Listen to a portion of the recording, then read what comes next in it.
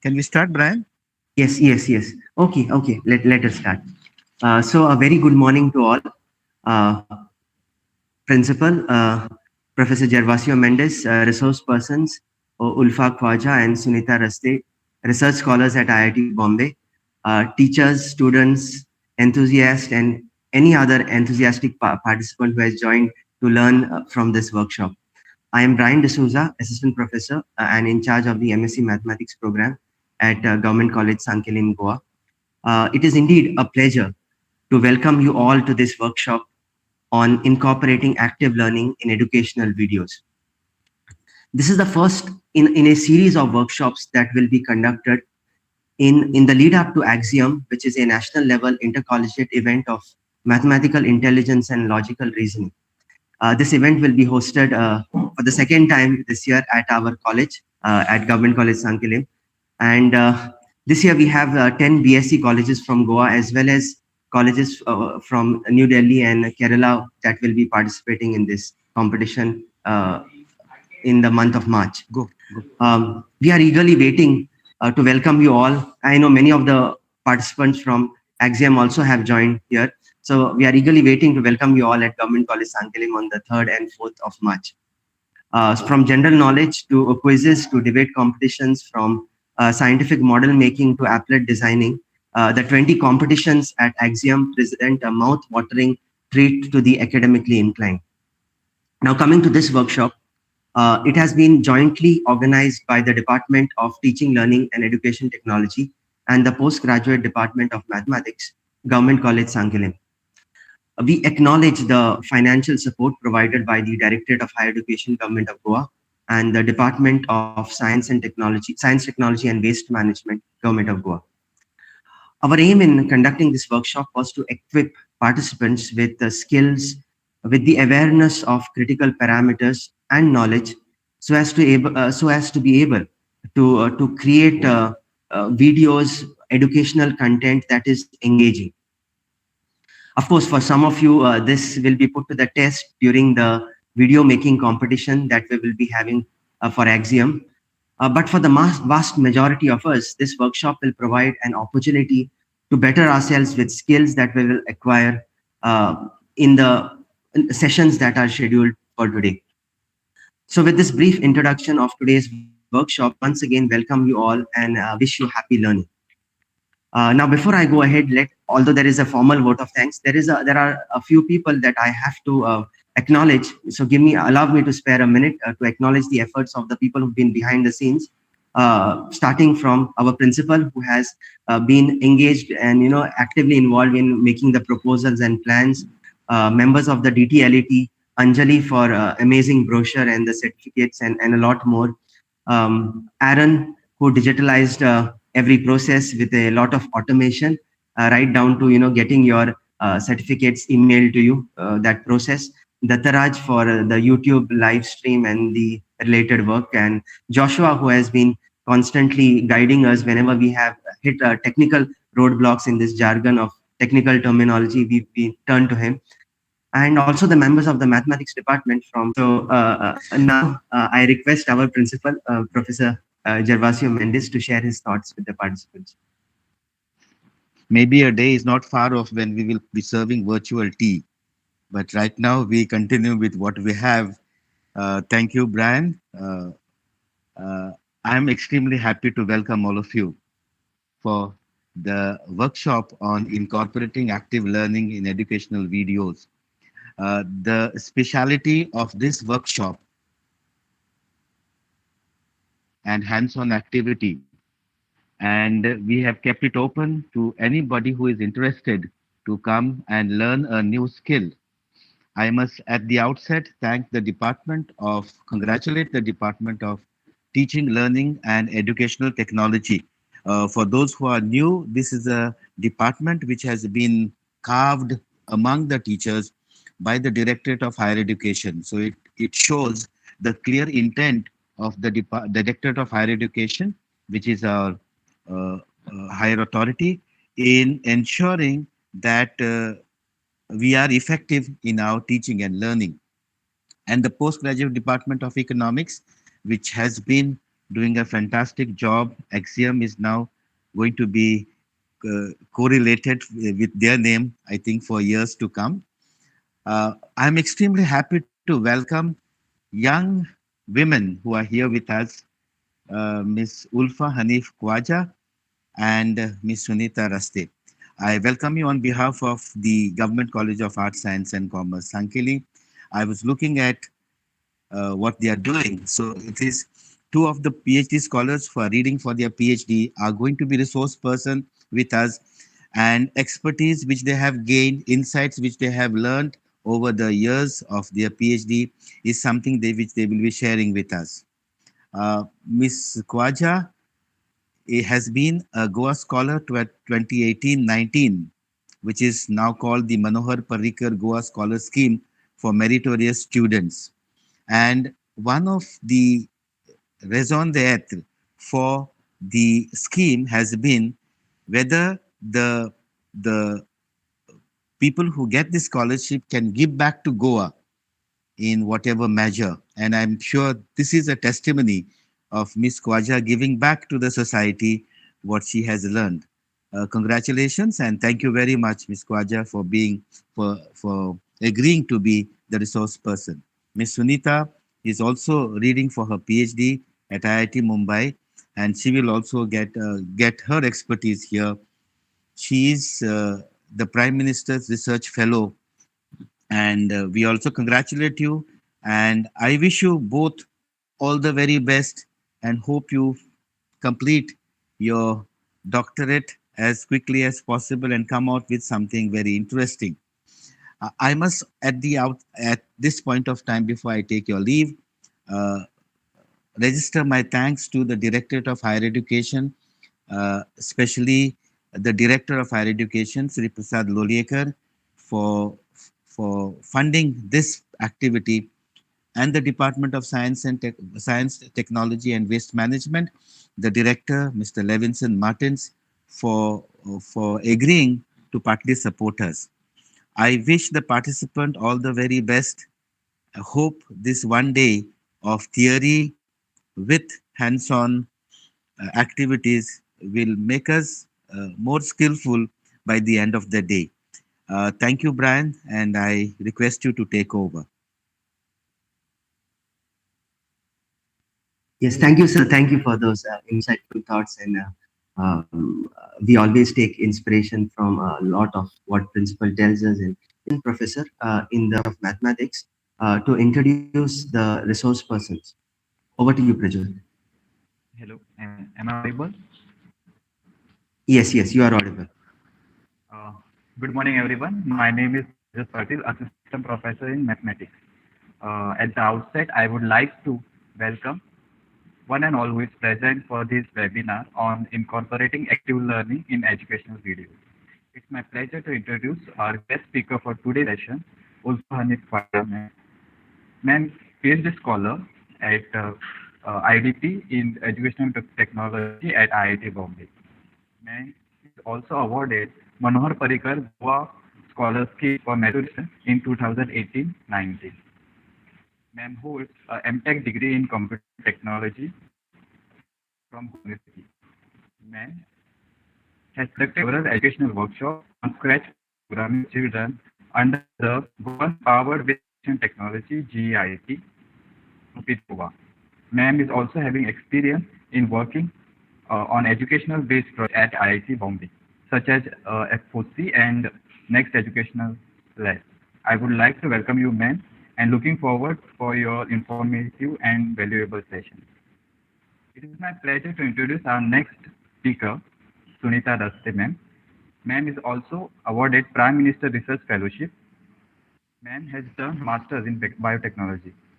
Ma'am has keen interest in conducting workshops and seminars for promoting use of technology in education.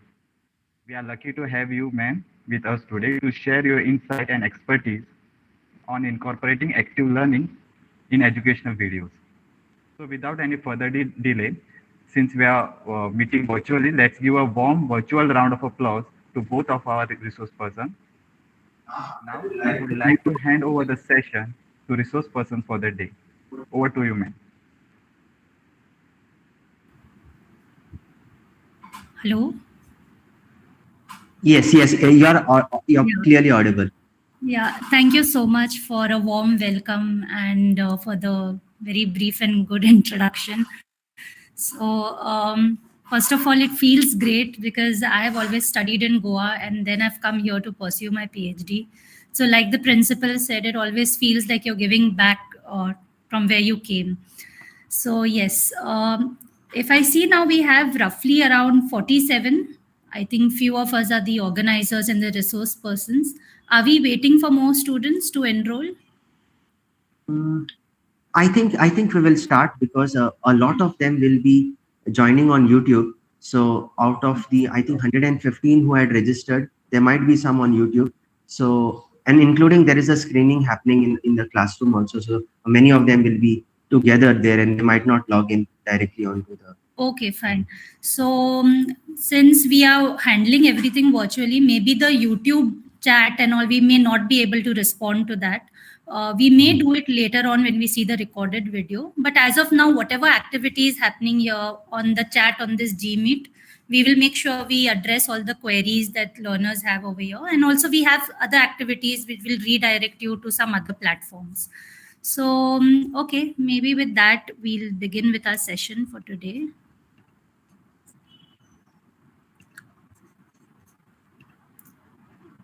So, is my screen visible?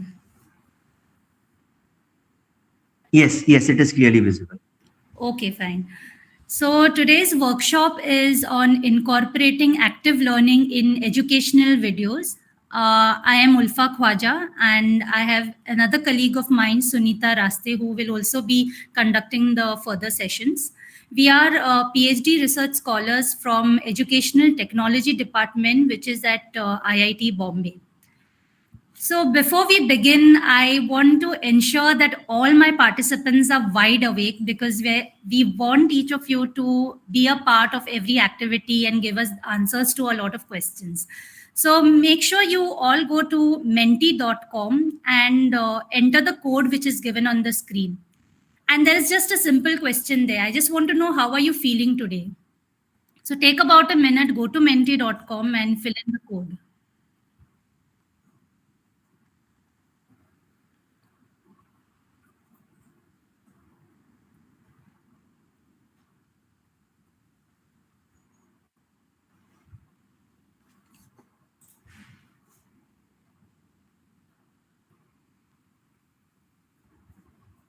Getting a response.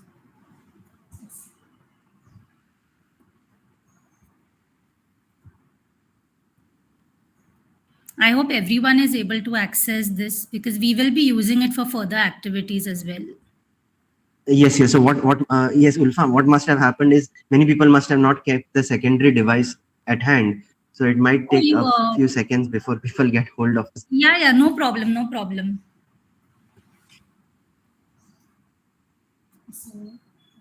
So far for responses, people are saying that I am happy, great, energetic. Okay, so it looks like we have 4 responses so far. Some are tired, some are energetic, some are happy. So I'm looking for more responses since we have around 40 participants today. So even the ones who are watching on YouTube, you all can access menti.com, enter the code and just write, what are you feeling today?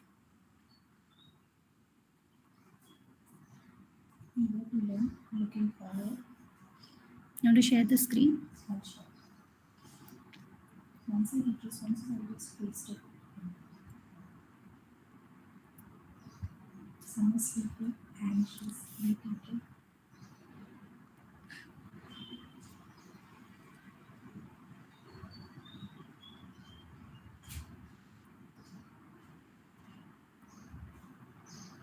I think share the screen, then they'll feel. I'll cancel my this.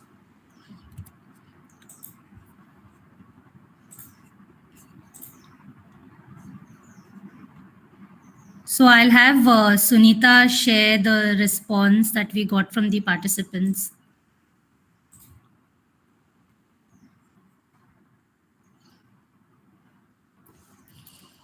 Okay, eager to learn, fresh,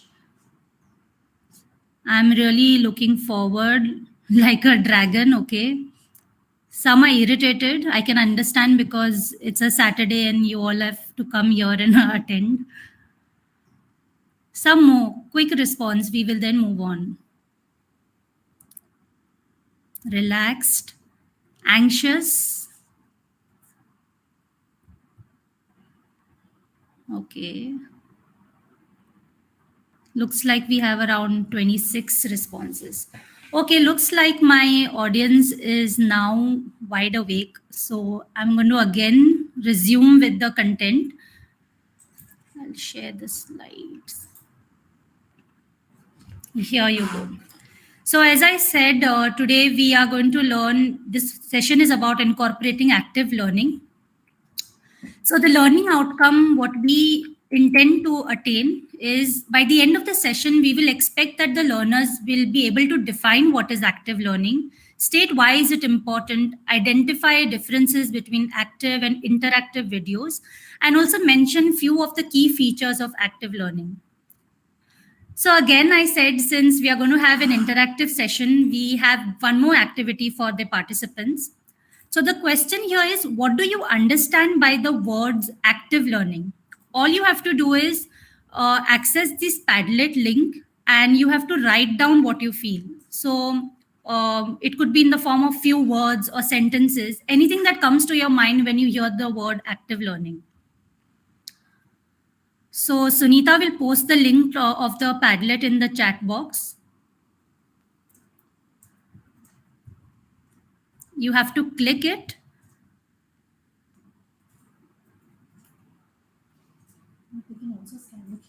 Yeah, or the QR code is also available. You can scan. So for this particular activity, you will have roughly about 1 minute.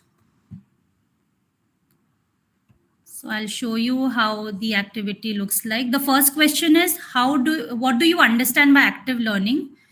You have to click on the plus sign, write your idea of active learning, maybe write your name and just post it there.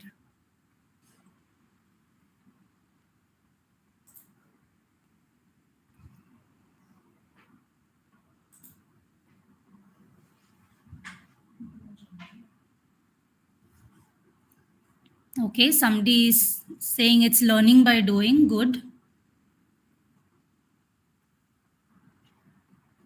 Getting learners involved in the teaching learning process, maybe with the help of small activities or quizzes. Okay, that's nice.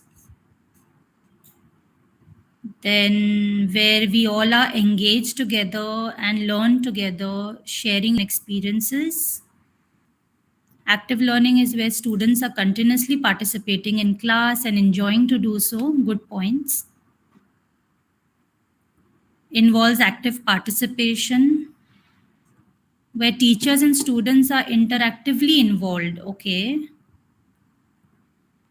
Yeah, participants are actively participating, then involve incorporating the students in teaching learning process through discussions, field trips, studies. Yeah, good. It looks like most of you have a good idea of what active learning is. Engaging with the content or idea, correct. Maybe few more responses, then we will move ahead.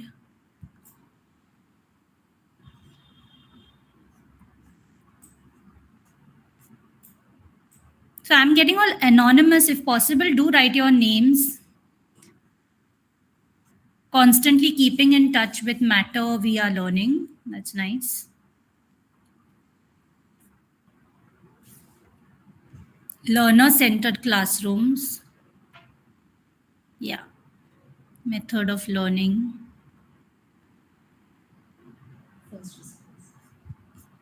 Active learning is what you are currently doing. That's nice. Okay, I'm going to rate this one because it's instant feedback for me here.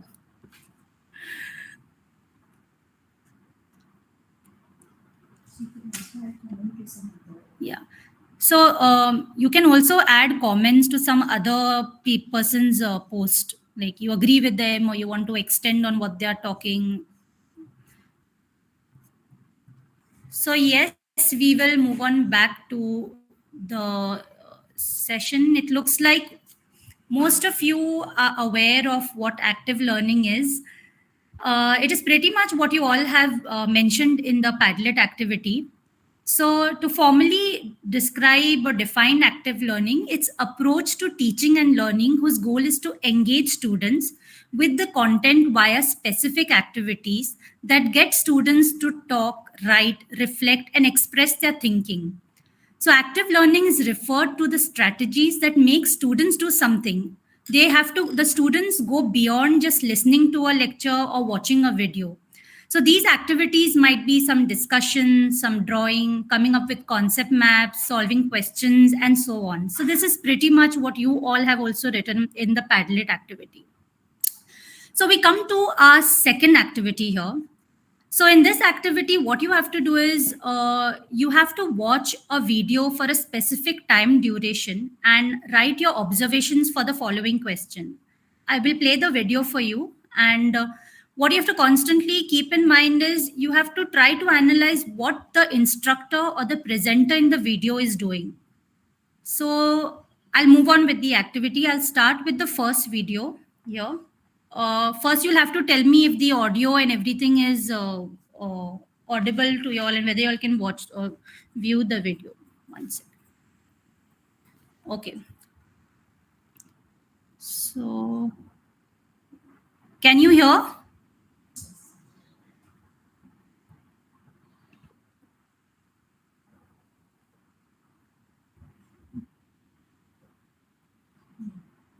No, the audio is not coming through.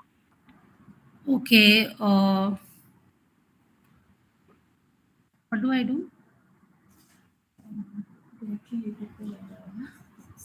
So, okay, I can do one thing is post the link.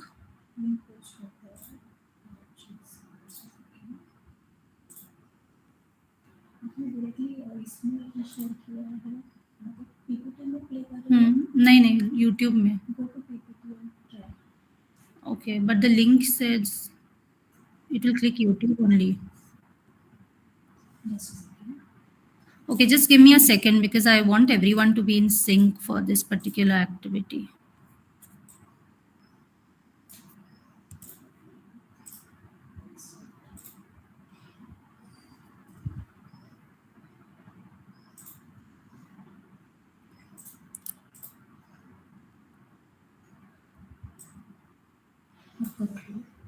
Okay, so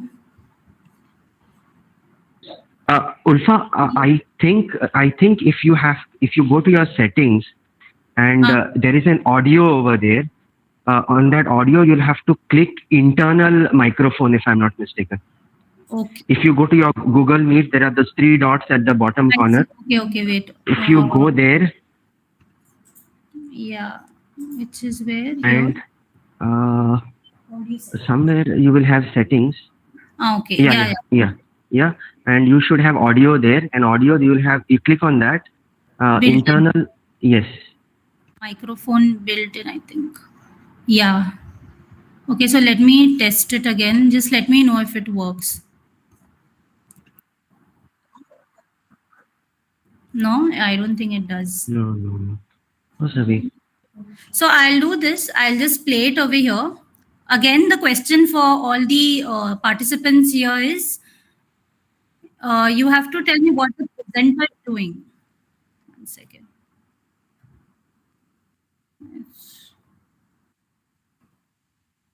Yeah.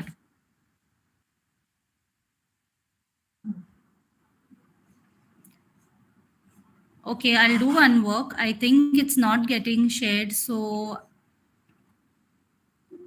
I will share the YouTube link itself. Sunita, can you? Yeah.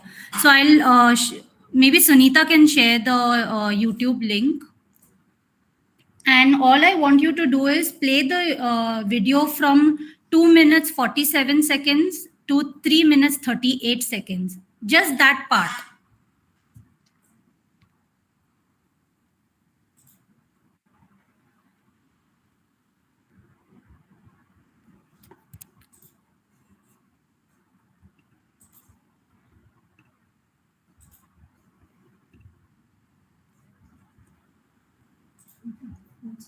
So the video has been shared in the chat, right, in the messages. Yeah. So the video has been shared on the chat box. You have to watch. The question is, what is the presenter, the instructor doing? Go through the same Padlet activity. Yeah, the same Padlet, and I'll share the.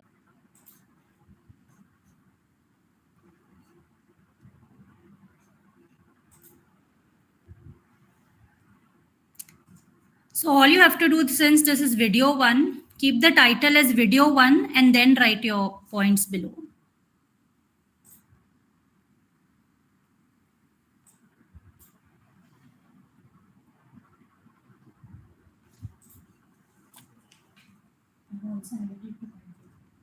Yeah.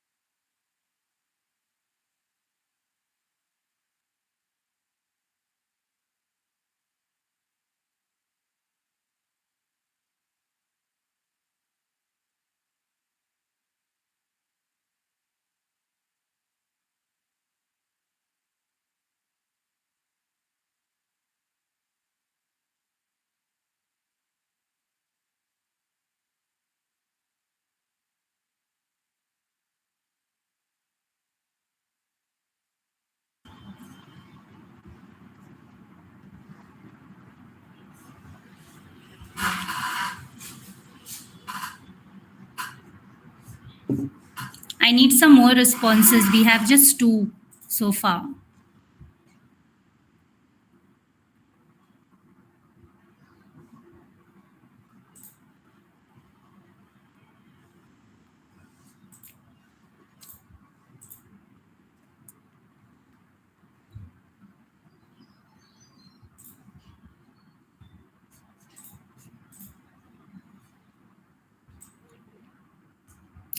The ones who are watching this on YouTube live, you again can access the Padlet and fill in the activity here.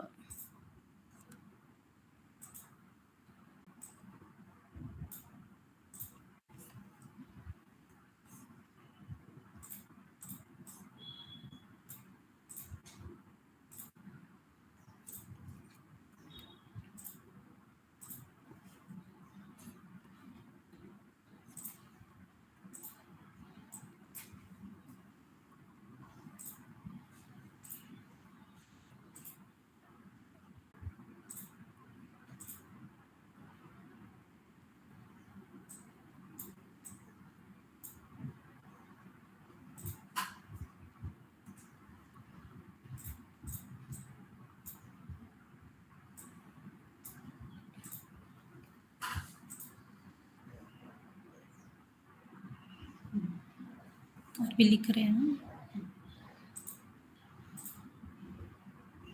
Quite a lot of interesting response from our participants.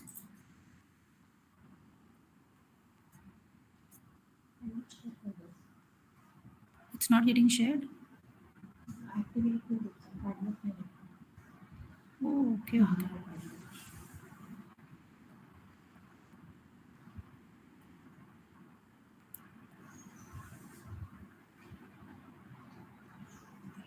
Teaching English grammar, teaching English, asking silly questions, explaining content with bodily gestures, involving participants actively. Okay. I see a few more learners inserting their answers. Maintaining attention of students towards learning through gestures. Yeah. So I'm presenting by asking questions. Okay. So are there more responses?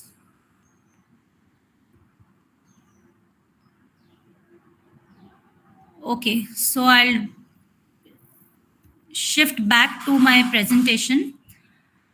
We are repeating the same activity with another video here. This you have to watch from, which are AB. Now students, we know in a rectangle, opposite sides are equal. So it means CD equal to AB and DA equal to BC. So we can write CD as AB and DA as BC. Or we can write it as 2AB plus 2BC. So perimeter of the rectangle equal to 2 into AB plus BC, where AB is the length of the rectangle and BC is the breadth of the rectangle. So we can simply remember the formula of perimeter of rectangle as 2 into length plus breadth. so you have to now go back to the Padlet activity here and post video 2 and write again what you feel the presenter is doing in that particular video. Make sure you title it as video 2 because we should be able to distinguish your views from video 1 and video 2. Okay. So this is for video 2.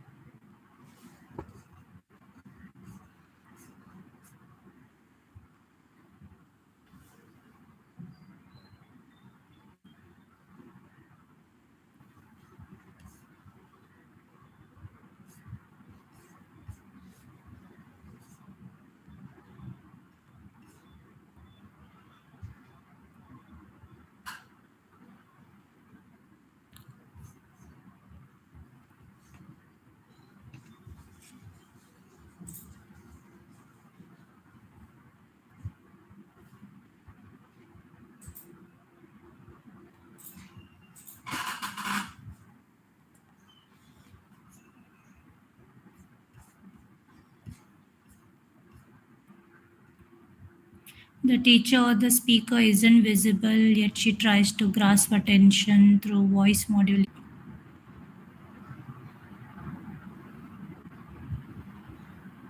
Yeah, we want everyone to write your response.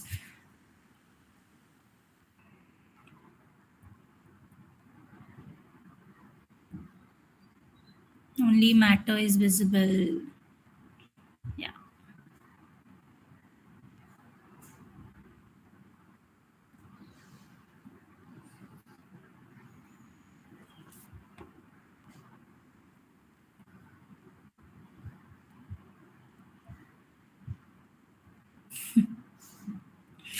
Teaching geometry, little boring but interactive, monotonic.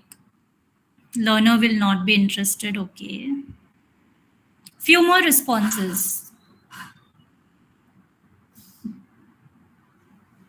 Speaking and singing at the same time. Okay. Okay.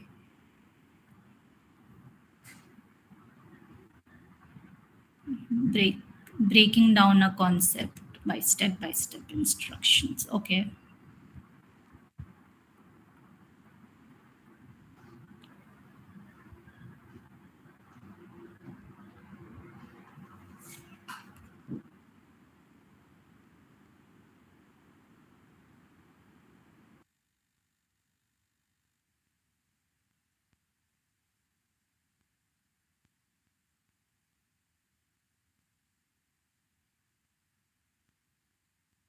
I think the poor teacher deserves. Oh, yeah. Okay.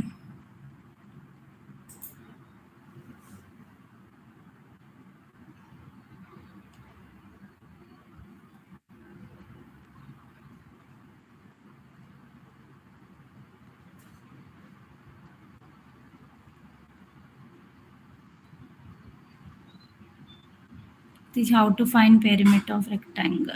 Okay. So I see a last person writing the response. After that, again, I will move on with the activity.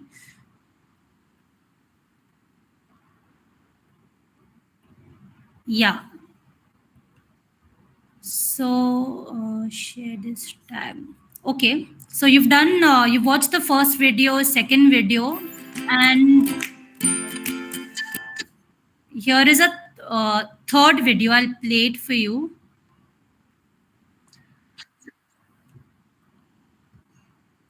Yeah.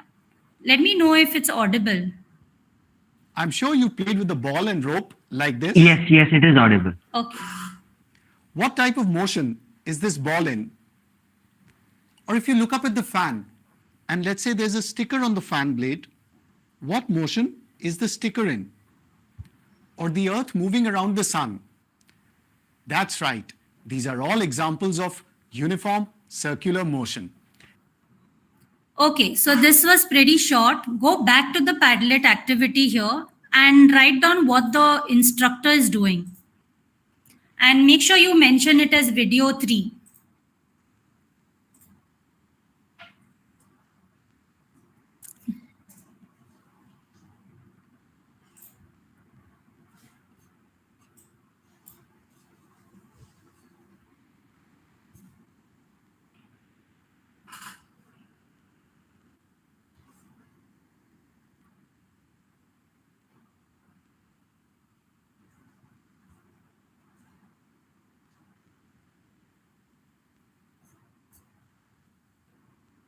Giving live examples.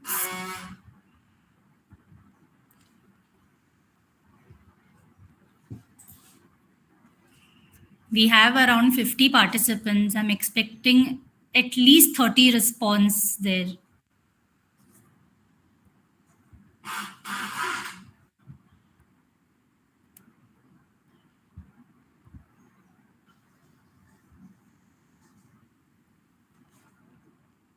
Trying to teach by giving real life example.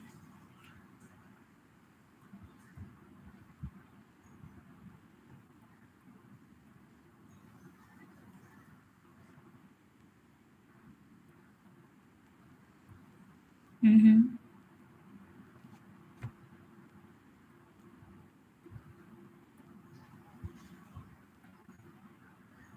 Effective teaching, demonstrating.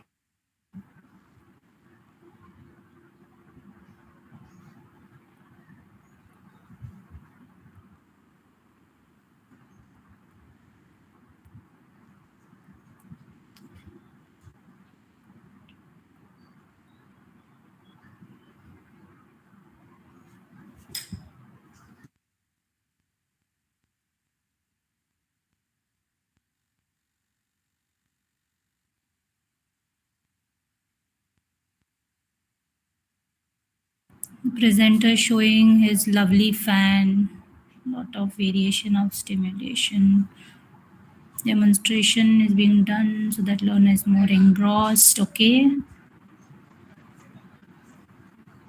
So I will move on to, yeah. So I've seen that most of you have written your views in the Padlet. So before I talk about what you have written there, let's come to this question here. The same question. You went through video 1 at specific time intervals, video 1, video 2, and video 3. So here's a question for you. Which is an example of an active learning video? So your option A is all of the above. B is video 1 and video 3. C is only video 1. And D is video 1 and video 2. You have to go to menti.com and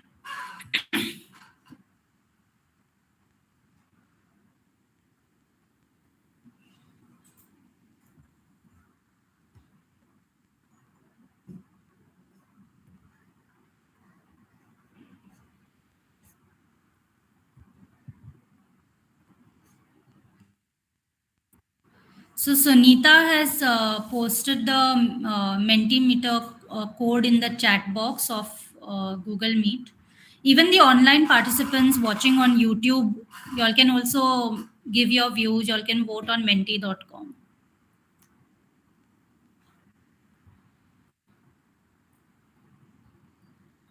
You will share, present your this one.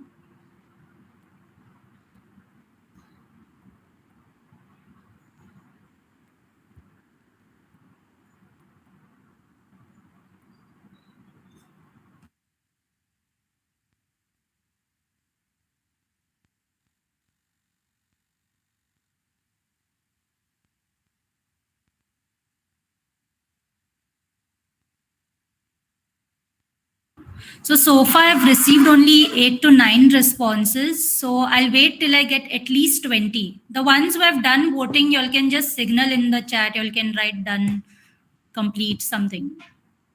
Chat box of the Google Meet here.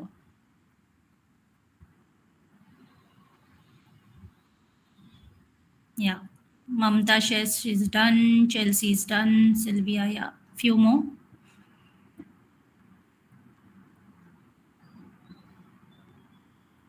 Nice.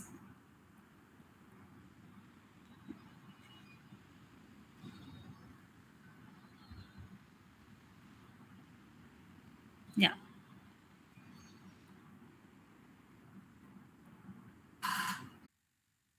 Video 1 different from the others. So if you closely notice, all of you in which you execute an active learning strategy. Here, besides explaining why the other answers are incorrect, he spends some time to explain a few grammar rules. So basically, at this stage, he used a probing question to clear learners' misconceptions, which is why we say it is a perfect learning activity, very carefully designed active learning strategy. Whereas in video 2, you saw the perimeter of the rectangle where the teacher was, some of you said her face is not visible, only her hand is visible. That all is okay. But if you see here, the learner has no much role to play. We are just passive listeners, or we are just listening, watching the video.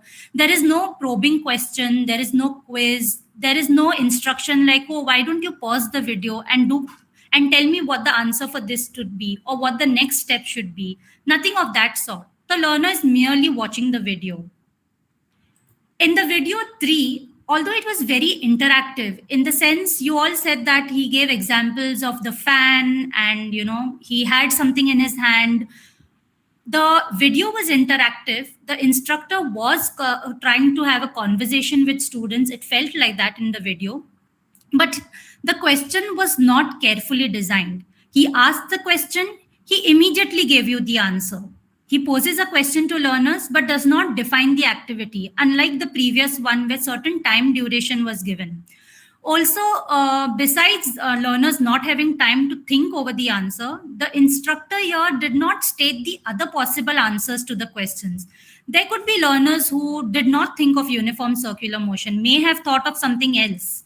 So perhaps if he had emphasized on that and reasoned why that particular answer is incorrect, it would have been qualified as an active learning strategy. So the major question when you design videos is you need to ask yourself what my learner is doing over here.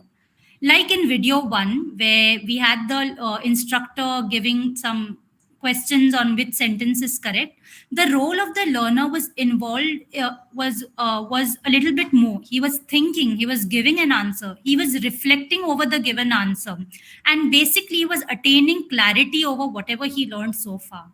Whereas in video 2, learners were passive listeners, he was just a viewer.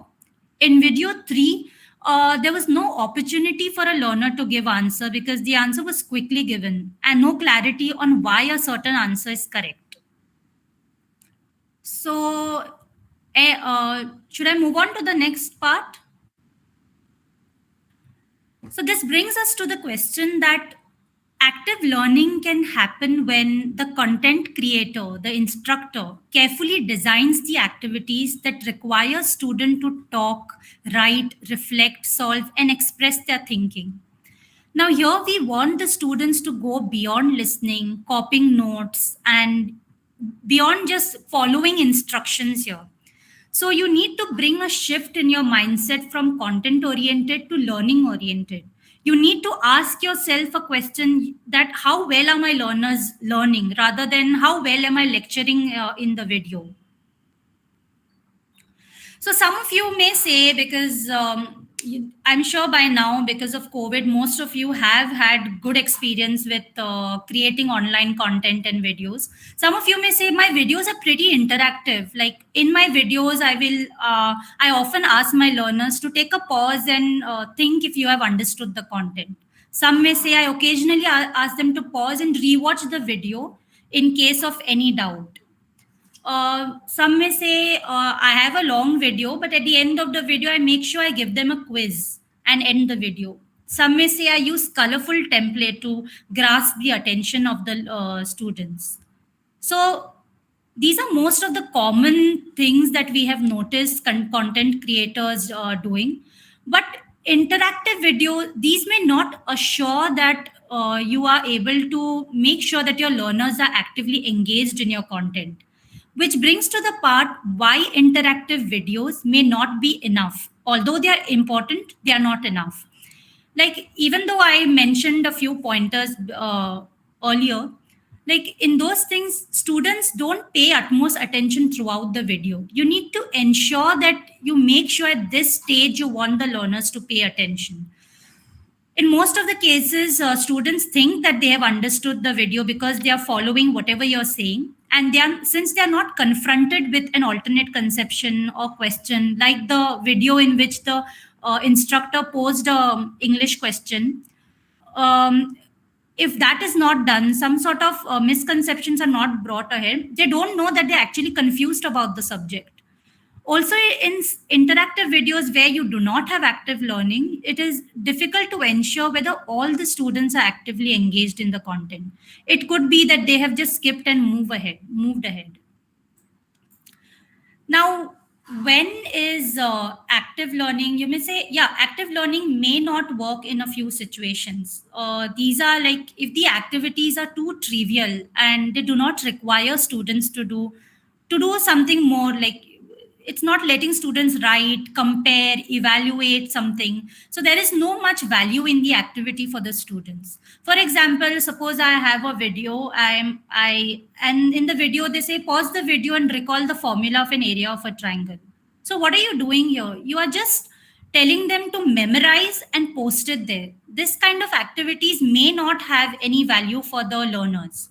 Or maybe the learning activity that you have designed is way too complex. So sometimes if your active learning question or the quiz is so complex that students might get frustrated to attempt it. They may either leave your video or they may skip that part and move ahead. Even things like giving sufficient time to the learner, giving 5 seconds, 10 seconds, or giving too much time and too little time, both of which can create a lot of issue. Now I'm sure you all must be thinking this famous dialogue like आप जो बोल रहे हैं वो बस सुनने के लिए अच्छा है लेकिन practical नहीं है. So to actually understand how these strategies can be applied, what type of active learning strategies are here, we are going to move on to our next session. So Brian, let me stop sharing. Should we do it now itself?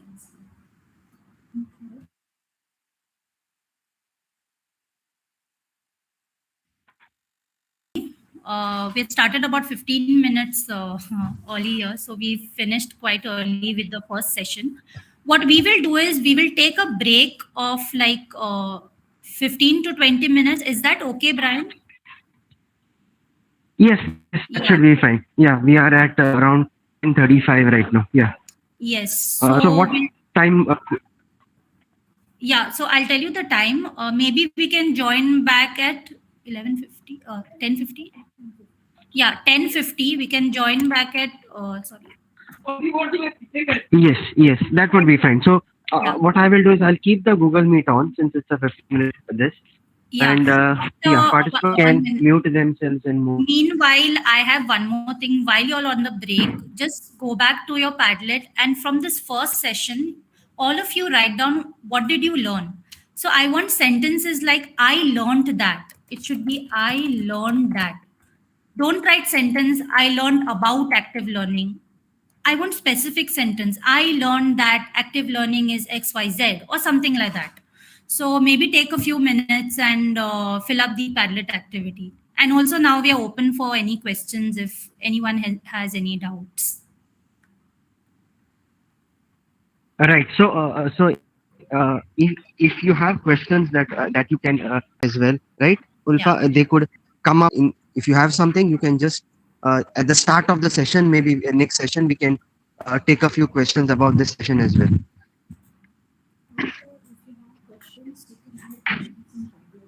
You can also add your questions in Padlets. We'll make sure like during the course of the workshop, it gets covered.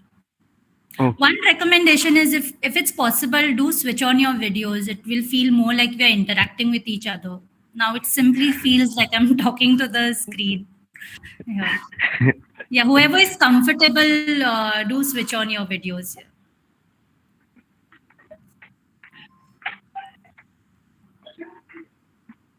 Yeah, we have one here, Nilaksi Chari ma'am. Yeah, thank you so much. ये view कैसे change?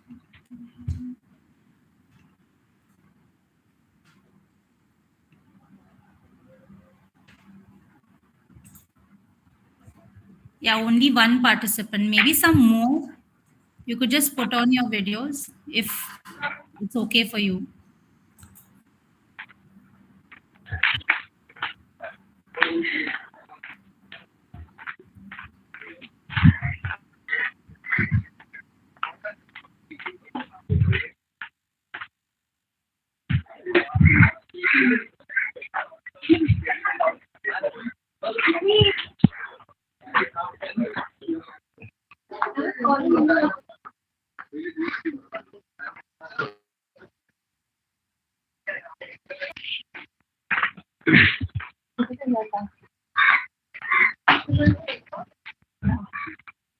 Is the interview happening here? This is happening. The Kashipur. Okay.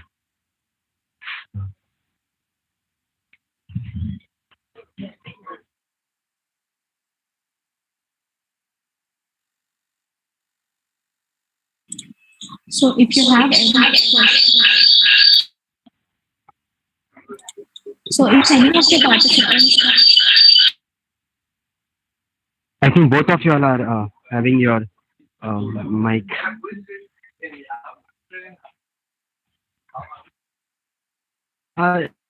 The participants can join back at 10:50, right? Yeah, 10:50. Meanwhile, if you have any suggestions, questions, just post it on the Padlet. We will address it during the workshop. Okay, so everyone can take stretch a bit, go around, have a cup of tea or something, and we'll be back at 10:50 with the next session.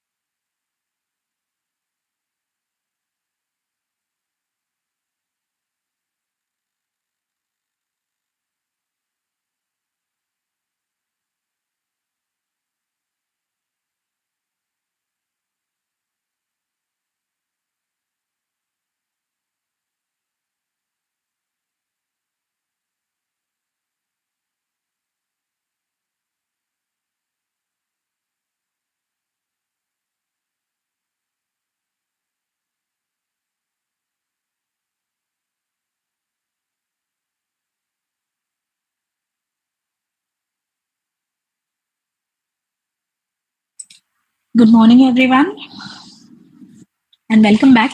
I hope people are joining back. So we'll wait for a couple more minutes for other people to join in, and then we'll get started with our second session. Hi, Brian. Hi, Sunita. Yes, I just joined. I think it is, yeah, it's just 52, so people are probably coming in. Yeah. Yeah, right. So we'll wait for a few more minutes, and we'll start once we have around 45 participants. It should be. In the meantime, has anyone anything the thing that all would to ask? This is a nice time to clear those of something that came during first session.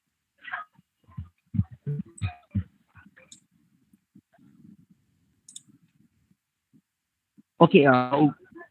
One thing that will be happening during this session is that Aaron will be around. I will have a little bit of another activity in our college, so I have to just be there for some time.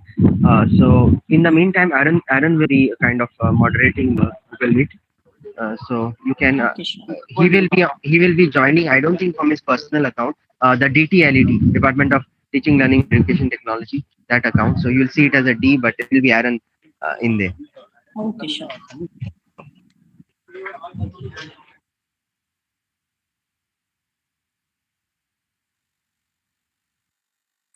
So I hope at least everyone got a chance to stretch a bit and got their cup of coffee or chai or whichever beverage you like. So if some of you are comfortable, if at all you're comfortable, please turn on your camera so that we can have a one-on-one conversation, we can have an interaction. And as Ulfa suggested, we can also go beyond feeling that we're talking to a screen. This COVID-19 pandemic has hit us all really hard, and all of us have been very acclimatized to just talking to the screen for hours. But let us try to break that monotony. And if you're comfortable, please turn on your camera so we can see who are we interacting with.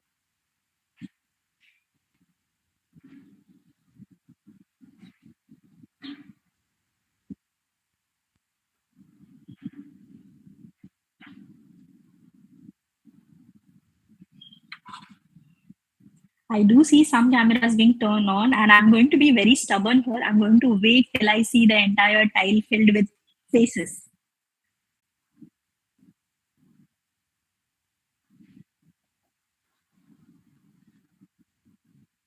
Hi, Paula. Hi, Nilakshi. Hi, Sylvia.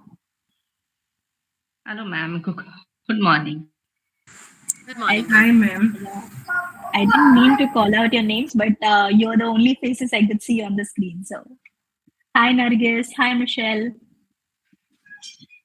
Hi, ma'am. Hope you're all doing well. On a Saturday morning, sacrificing your weekend for a workshop.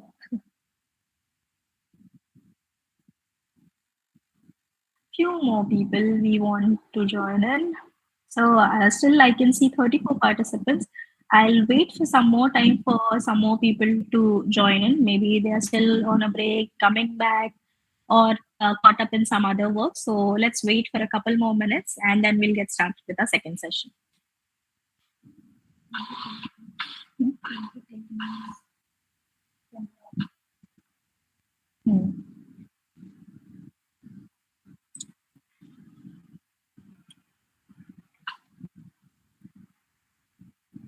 Those who joined in late, I'll be repeating my instruction. So I have told everyone to please turn on their camera. So if you've joined late and not yet turned on your camera, please go ahead and do so.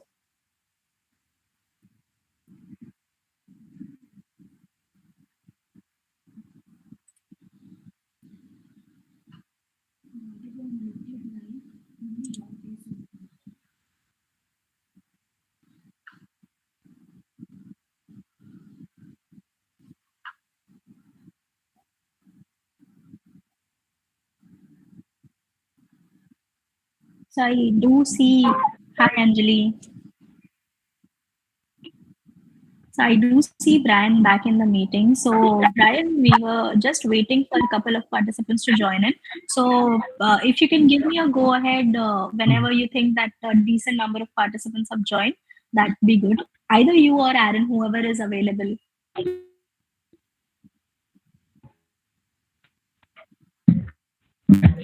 Yeah, I So suppose we we could also go have a ahead. younger participant with Sylvia, I guess. Hello.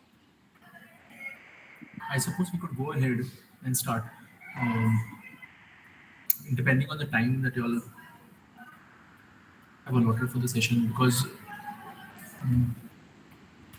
Hi, Aaron. Your voice is very feeble. yeah, yeah, I was saying we could possibly go ahead Uh-huh. because depending on the time that you all have allotted for the session. Okay, sure. So it's 10:57, and I think we have around 37 participants. Let's hope that few more participants join in as we go ahead together. So let me share my screen in the meantime, and let me know if you can see the screen. So is my screen visible? Yeah. Okay, great. So just to summarize what we saw in the first session before we move on to the second session of this morning. So in the first session, my colleague Ulfa, we spoke about what is active learning, why active learning is required, and what could be the ways in which you can engage your participants or your learners in the learning actively. So in the second session, in the first session, we got to know about the definition of active learning, what all it includes, and how can we do it. Now, in the second session, we will be again extending that forward and seeing what are the different strategies that can be used for active learning. But before we move ahead, I have an interesting activity for you all. Now, since a few of us are reluctant to turn on their cameras, here I am giving you an activity to do so. So this activity is a fun activity where what you have to do is you see a bunch of emojis on the screen. So emojis are an integral part of our lives. Every now and then we go on using emojis whenever we have to express something. So it's a very easy way of communicating how we are feeling. So that's what we are exactly doing right now. We are going to say what we are feeling through the emojis. Only thing is that you are not going to use the emojis of your choice. I'll be giving you a bunch of emojis. So what you have to do is you see some emojis on the screen. So the first person, I'll be tagging the first person. Say, for example, I'll be tagging Anjali to enact the first emoji. And then Anjali has to tag the next person to enact the next emoji that you see in the sequence. And the condition is that first thing first, you have to turn on your camera. So I can see all the beautiful emojis being enacted through the persons. So the first person I am tagging is Anjali, and Anjali, you can tag the next person. Okay, the first one is Let's a get little started. strange. Oh, very good, Anjali. Wonderful. Okay, And Nilakshi ma'am, would you like to go next?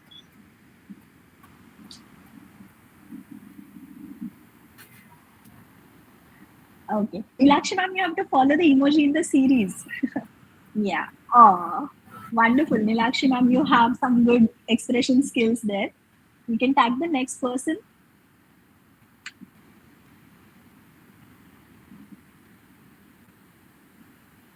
You can unmute and tag the next person. Take the name of the next person who you want to enact the next emoji. Anyone you can see on the screen.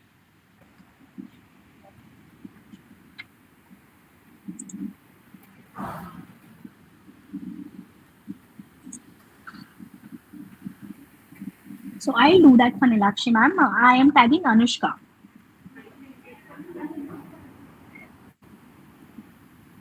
Anushka, you have to enact the third emoji or fourth emoji that you see on the screen and then tag the next person to enact the next emoji.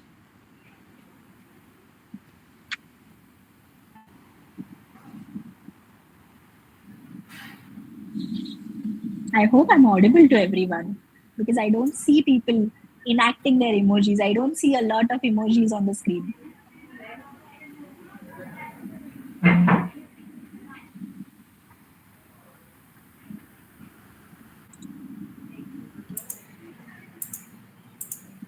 Okay, I think Anushka can't hear us properly. So let me tag the next person.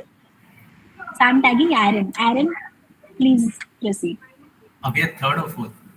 Anything, third or fourth, anything in the series, and Okay, then tag the I'll next take up person. third, I suppose. Yeah. So I'll tag. Who can I tag?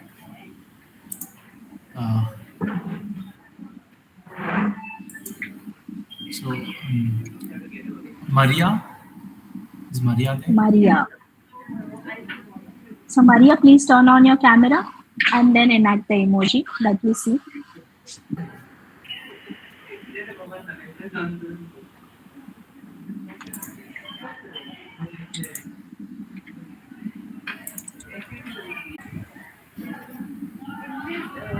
Your team Josh is what is that? We have to name our team. No. Yes. Your team. So Maria, I don't see you enacting.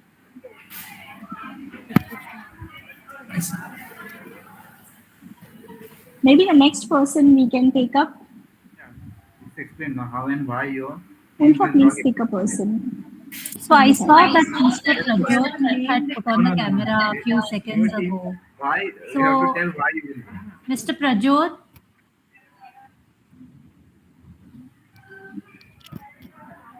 You were done. Rian. I don't know. maybe Samina ma'am, yeah. Because the present look Sunita, what happens in the Google Meet is that since you are presenting, I suppose you are pinned, and many people who are enacting are not in the default layouts. They don't come up. So I guess there is some I don't know, certain people who were enacting were not being shown on the screen. Okay, so I have stopped sharing and now I can see more people, but I still don't see people turning on their camera. So as Ulfa tagged the last person, Samina ma'am, please enact and tag the next person. I'd like Paula Carvalho to enact the next scene. Yeah, so now since we don't I cannot see the emoji, but I think there was one with the eyes closed, so I'll do that one. Yes, wonderful. You enact a good one and then we'll sort of end this emoji session and move ahead with our main session. Okay. Oh, wonderful. Thank you, Aransha. And thank you everyone for being a sport and participating in this activity. I hope now all of you are wide awake. If not all of you, some of you are wide awake.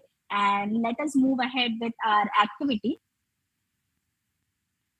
Now to move ahead, as I mentioned earlier, to brief the first session. In the first session, my colleague Ulfa, she mentioned about what is active learning, why is active learning important, and how might we incorporate active learning in our videos. So in this session, we will be focusing on the third part, that is how can we incorporate active learning in our classroom as well as in our videos. So the difference between a classroom and a video that we are creating is that in our classroom, our learners are in front of us. We can interact with the learners, we can pose question at any point of time, and we can get their feedback or give them feedback. What happens in a video is that though the learners are in front of us, they're not visible to us. So there's a screen between the instructor and the learner. And that is when it becomes more challenging to see if my learners are confused, they're puzzled, if they're having any alternate conceptions, or if they have any questions. So where do my learners go and ask those questions?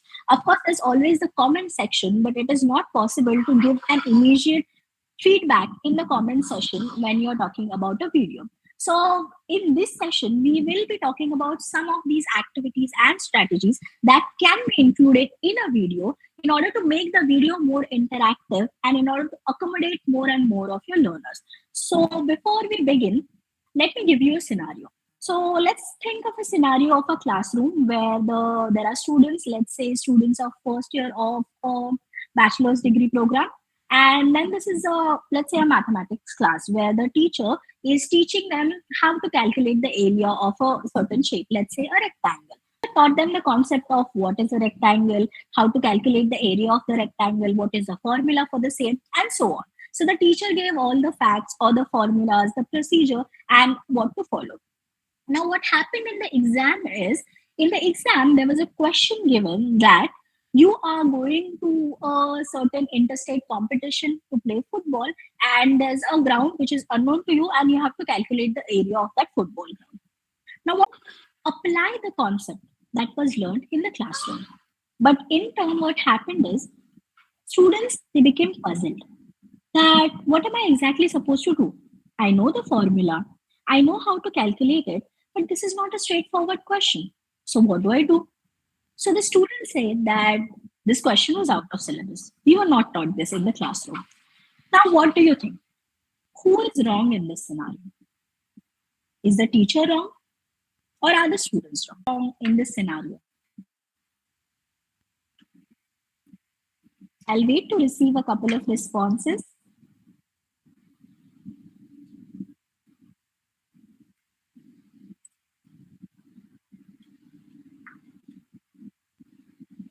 Okay, Nargis says that the question is wrong. Okay, Nargis, can you elaborate?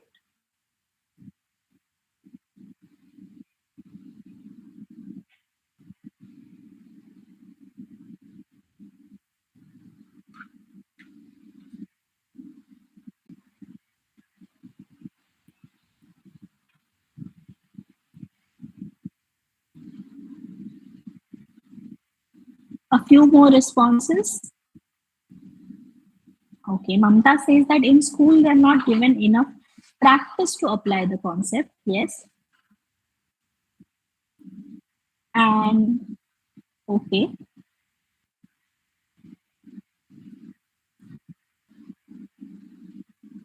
Okay, Nisha, Dr. Nisha says the teacher didn't teach them the application part of the concept.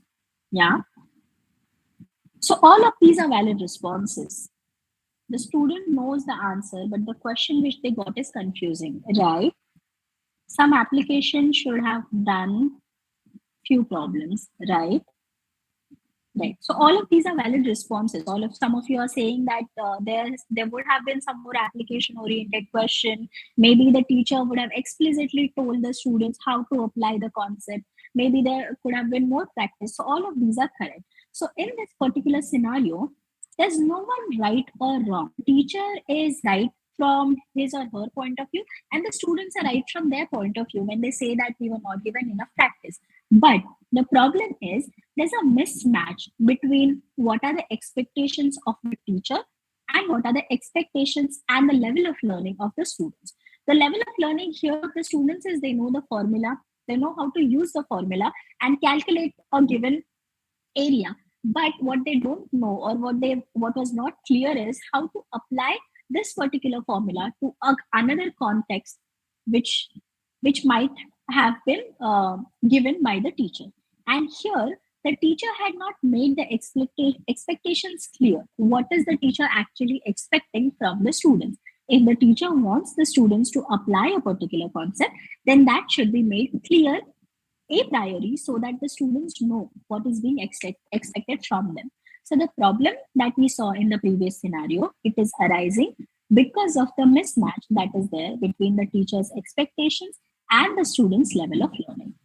Now we know that this problem exists, but what is the solution? The solution is very simple. The solution is that the teacher's expectations needs to be matched with students' level of learning.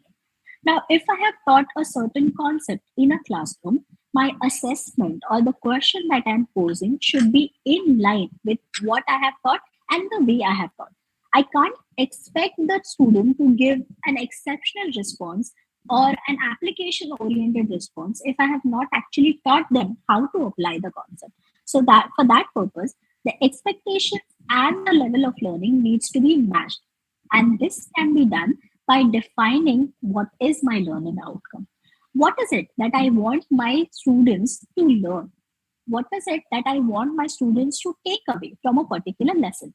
So this needs to be defined, and this is called as a learning outcome. So as a teacher, I need to define what are my goals. What is it that I will be doing in my classroom? And as a result of those activities, what is it that my students are going to learn? So what is going to be my key takeaway that needs to be clarified, and that is called as a learning outcome. So what is a learning outcome? If I were to give a definition, a formal definition, a learning outcome is something that indicates specific and measurable performance outcome of a learner. Now there are two words that we are going to stress on here. One is specific and the other one is measurable. Now, I can't give vague terms. For example, I teach a class of biology and where I am explaining how digestion happens.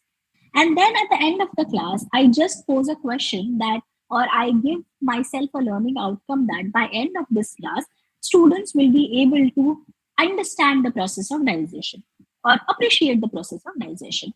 Now, when I'm using words such as understand or appreciate, these terms are very vague terms.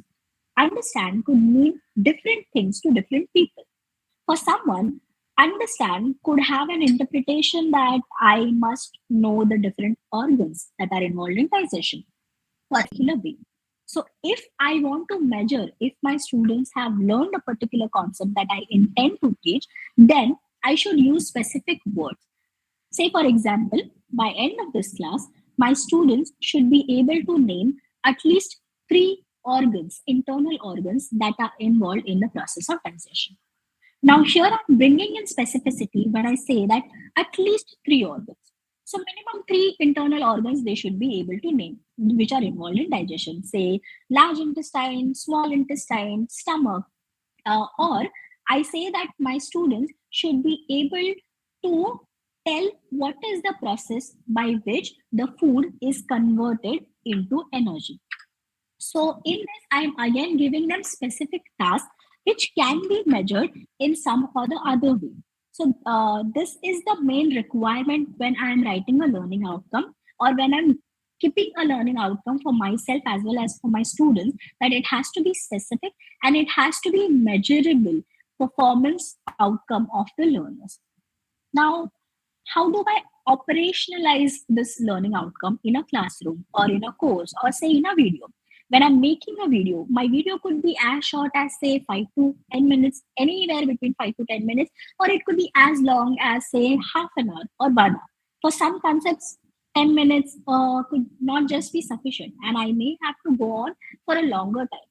However, when we think about the learners, it is important that I just don't go on blabbering or go on talking about the concept monotonously, but I give them some time, some chance to process what they have understood. So for that purpose, we recommend that you keep your videos in a short duration, anywhere between 10 to 15 minutes, so that the learners, they don't get bored or they don't get annoyed after watching the video.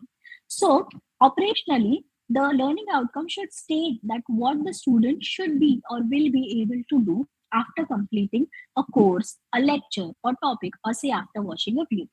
Now, if you remember, in the first session, in the first slide itself, my colleague Ulfa, she had mentioned a slide which included the learning outcome that by end of this session or by end of this workshop, you will be able to define what is active learning, identify or list some key features of active learning, and differentiate what is active learning and what is not active learning. So that was the learning outcome wherein she had given specific task to the learner. What is the learner supposed to do?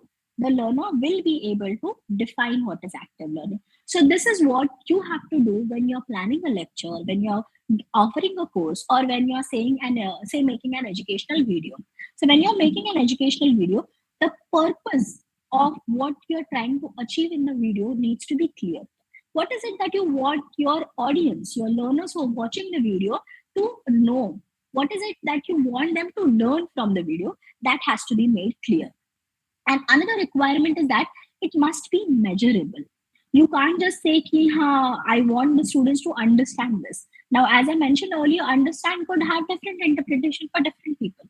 So we can't just say this. It has to be certain measure, because we are in a formal educational system wherein everything is tied up with some assessment and we have certain goals which are associated with those assessments. So yeah, there could be different forms of assessment, different ways of assessment. It need not always be tied with grades or tied with the final exam, but there could be also different forms of assessment. It could be periodic assessment, it could be formative assessment, wherein you're just trying to get a sense of what, if at all you have achieved the goal that you have set for yourself, you have kept for yourself. So for that purpose, the assessment and goals need to be tightly linked with each other. And when you're making an educational content, you're making an educational video, or when you're delivering a lecture, your goal should reflect what you actually value in students' learning. Now, if you remember or if you recollect the scenario that I had given in the previous slide, wherein the teacher had taught them how to calculate the area of a certain shape, but had not actually given them an opportunity to apply the same concept. Now, but the question asked in the exam was about application. So, if as a teacher or if as an educator, you value that your students should be able to apply a certain concept in a different context or in an unknown context, then your assessment or your goal should also reflect the same. You should write your learning outcome in such a way that it is clear that this particular thing is expected from the students. I expect or I want my students to learn how to apply a particular concept in a different context. And this is where the problem lies, that most of the times or many of the times the students, they don't know what is actually expected from them. What are their goals, where to stop, where am I drawing a finishing line? And unless and until you don't know where to stop, where is my finishing line, how will you complete the marathon or how will you complete the race? So that's the main purpose of it. You have to make your goals clear, and you have to there has to be a thing about, so what is my learning outcome? Now, in order to achieve this particular learning outcome, what are the instructional activities of the mechanism, how digestion happens? Then my instructional activities should be designed in such a enough, they are sufficient for fulfilling this learning outcome or for fulfilling this goal. Now, if I'm talking about being able to understand how the process of digestion happens, what are the different what are the different mechanisms involved in it, then probably I should include a video or an animation that shows the entire process or mechanism, how solid food is being converted into chemicals and then energy which can be utilized by the body. Okay. So my instructional activities should be designed in such a way that they're tied back to my learning outcome and they're sufficient enough for fulfilling my learning outcome. Now, the third part of this triangle of effective learning is assessment. Now, yes, I have set up the learning outcome for my students and for myself, and then I've also designed the learning activities for fulfilling that particular learning outcome. But how do I know if these learning outcomes have actually been achieved or not? Now, one way to swing the purpose of for achieving this particular learning outcome. So these three components have to be tightly linked or connected to each other in order for the learning to be effective. And that's why it is called as the triangle of effective learning. Any questions so far? If at any point you want me to slow down or repeat a particular slide or repeat a particular concept, please let me know. So I'll take a pause here for 30 seconds and wait if there are any comments or questions.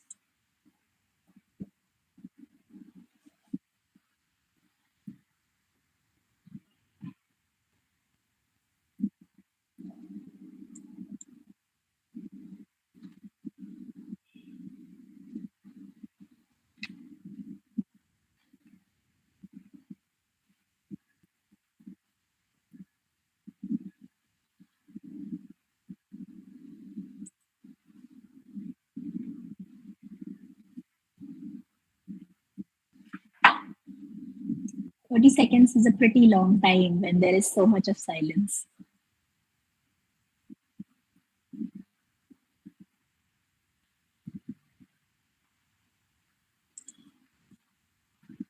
Okay, so I believe there are no questions at this particular moment and we are good to move ahead in the session. So let me move on with the session and go to the next part of the slide. Now, as we were talking about the three different points of the triangle of effective learning, the one point that we emphasized were the forms of assessment. Now, the forms of assessment could be different based upon what is it that you're trying to achieve. Is it for a diagnostic purpose? Now, when I'm saying diagnostic, it means I just want to know that before coming to my class or before beginning a particular topic, a video, what is it that my students already know? And what is it that I want to extend further on? So for that purpose, we can do diagnostic assessment which can be done at the beginning of a unit before starting a lecture or at the beginning of a video. And the key purpose of this diagnostic assessment is to design instructional strategies. Now, when I know what my students already know and to what extent I need to give the explanation, then you can design your instructional activities in alignment with that particular manner.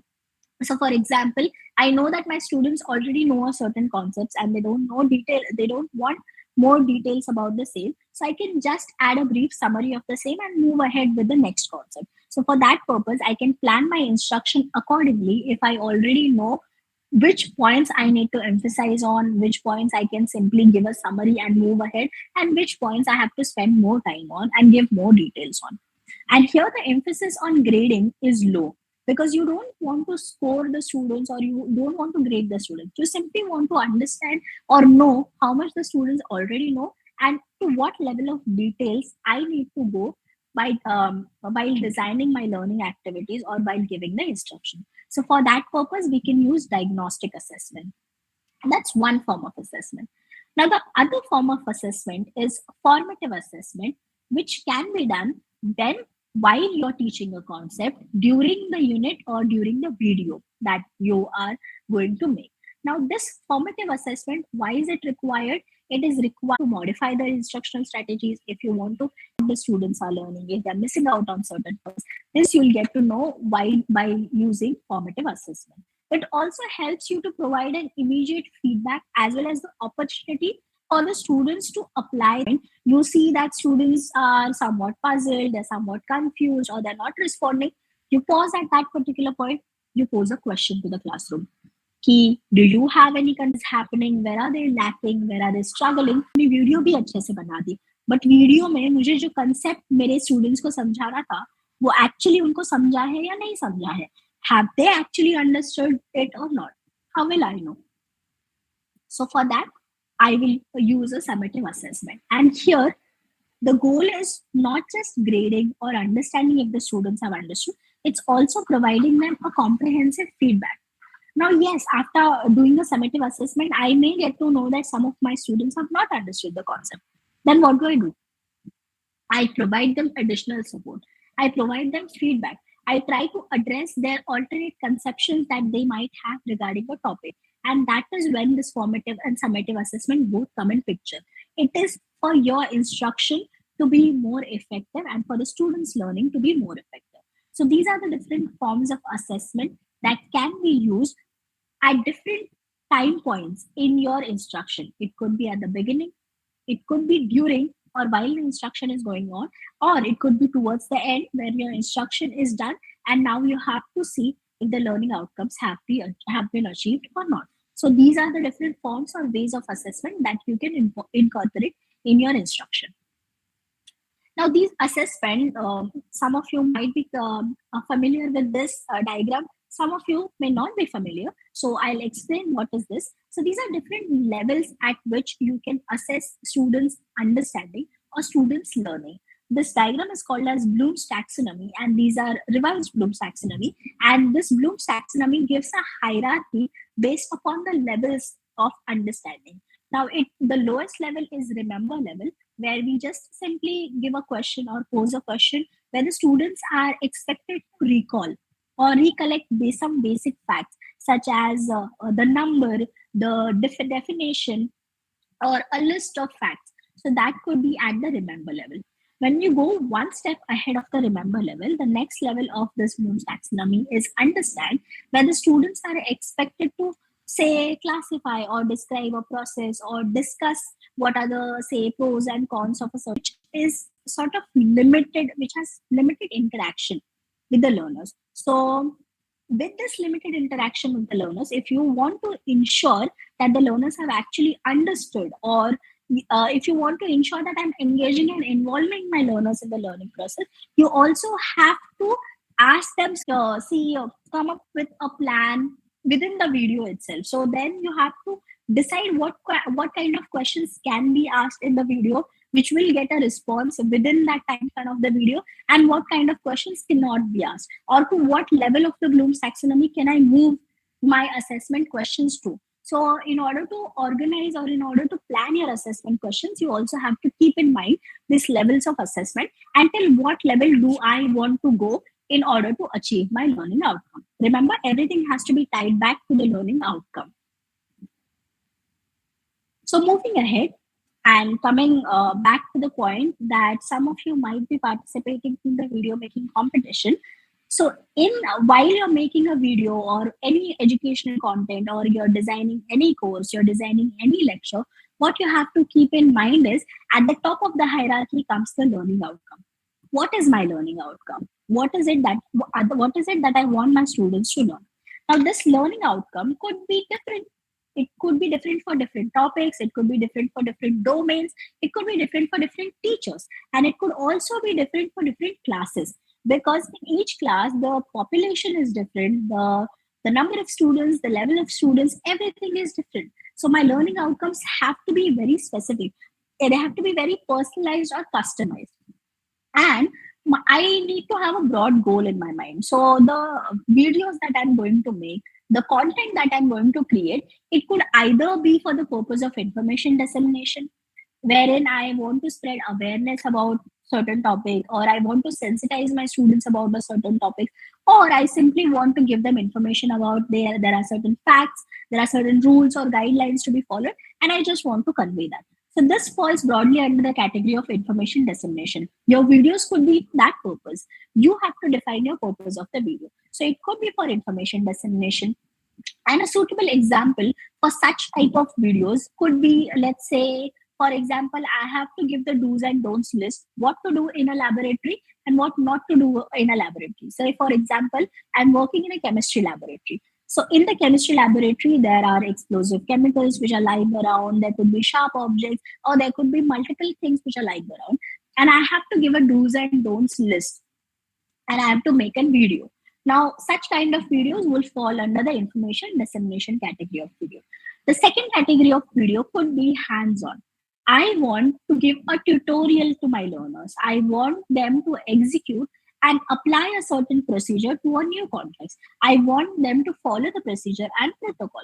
So for that purpose, I might use a demonstration video wherein I am giving a demonstration and my students are parallelly executing it, or they are parallelly doing the same thing step by step. Or I could give a tutorial or do it yourself video where I explain it first, I do it as per following the instructions. So that could be hands-on learning. The third purpose or the third broad goal could be conceptual understanding, wherein I'm explaining a concept, say how the induction motor works, or as you had seen in one of the previous videos, what is uniform circular motion. I could be explaining a particular concept, and I want to see if my students have any other misconceptions or any other alternate conceptions wherein I'm explaining the process. So for that particular video, I can use like a video wherein I am asking my students to predict certain outcome and then observe a certain thing. So based upon my learning outcome and my broad goal, I could use different types of videos, or I could use different types of instructional strategies. Now we'll have to look at a few examples. So just let me know if the video is playing or not playing, okay?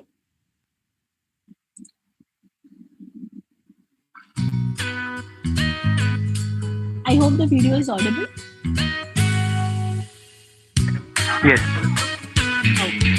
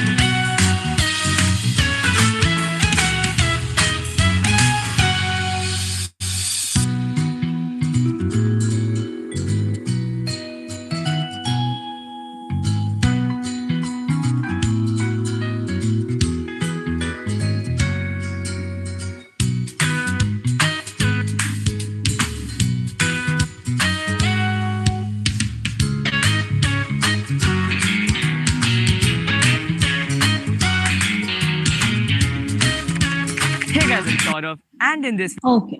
So this is one video in which the video is about some of the do's and don'ts in the laboratory. So what the video essentially shows is through animation, the video is showing the objects or the environment of the laboratory. And if you do a certain thing, what will happen? Or if why you're not supposed to do that thing? What could be the preventive measure or what could be protective measure that you can take? So this video is particularly explaining that. Now let's see a second video.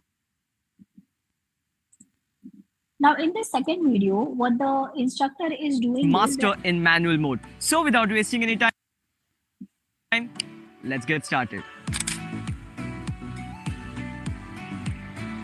So now when you're shooting in daylight, the thing you have to remember is to use the least ISO. Right now my mobile supports ISO 50, so I will be at ISO 50. When you're shooting in daylight, there's enough light available and you don't want to raise the ISO unnecessarily. So the first thing you set is ISO.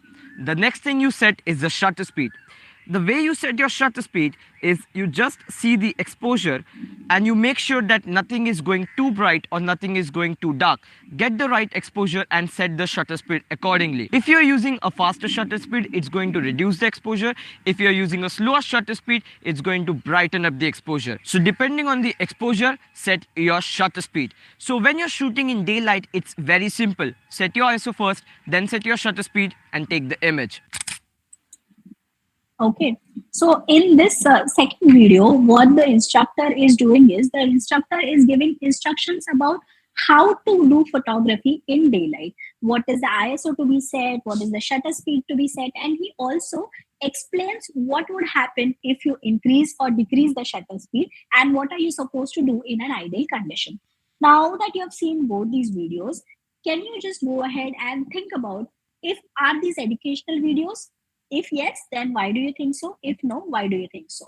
You can type it in the chat if you think that first video is educational but second is not, or if you think second video is educational but first is not, or if you think both are educational.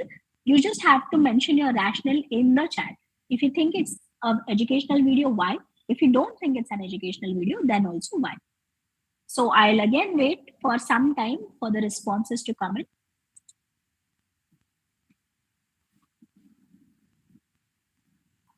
So Anjali is saying that yes, it is an educational video. Anjali, can you specify which video are you talking about? Are you talking about both or one, and why?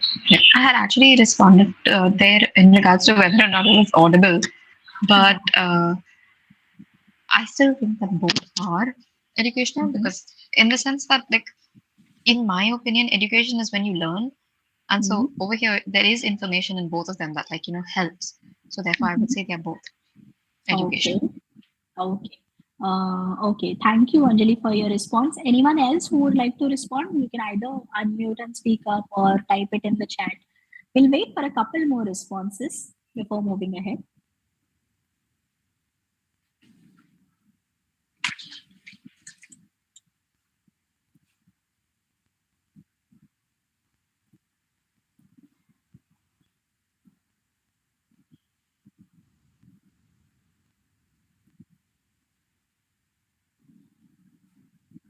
Okay, Dr. Vinaya says that it's not educational since a concept is not explained. Okay. Anybody would like to second the thought or say anything on contrary to this?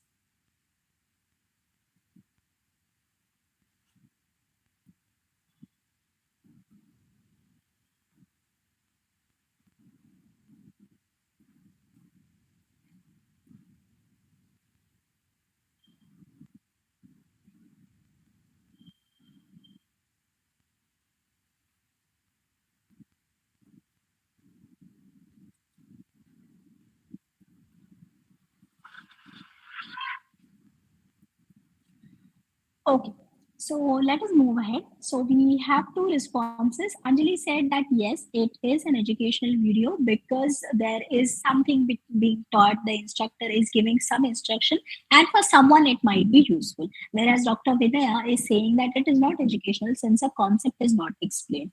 Okay, so both of these are valid responses. Now hear me out while I'm saying both of these are valid responses. Now from Anjali's point of view, Anjali is thinking of a learner who could be a photographer trying to learn photography. Someone who has taken up photography, say, as a hobby or trying to learn photography. Now, if I'm considering that that is my learner who's trying to learn photography, or a beginner who's trying to understand how to do daylight photography, for that learner, this video would be valid. Because the learning outcome here is any beginner who is trying to learn photography will be able to do daylight photography if he or she follows such and such instructions. So if I'm giving this learning outcome, this video can be considered as an educational video. While on the other hand, if I'm saying that this is not explaining the concept of what is photography, or how photography is happening, why daylight is important, why ISO is important, why shutter speed is important, if all those factors or the concepts are not covered, then I won't say that it is an educational video. So both of these are valid points, but it boils down to one single point, that is, I have to specify who my target audience is. So whenever I'm making educational content, here are some things that I have to keep in mind. Who is my target audience? I'm giving them the information that is required. So everything is tied back to my learning outcome that I'm going to achieve. I have to increase my ISO to this level. I have to increase or decrease my shutter speed to this level. Such should be the lighting. Do I have to dim the light, or do I have to increase the brightness? All these things are specified in the video. So for that purpose, the second video would be a good option. So I need to be careful. I need to be careful about what does my audience need, and if I am fulfilling the needs of my audience.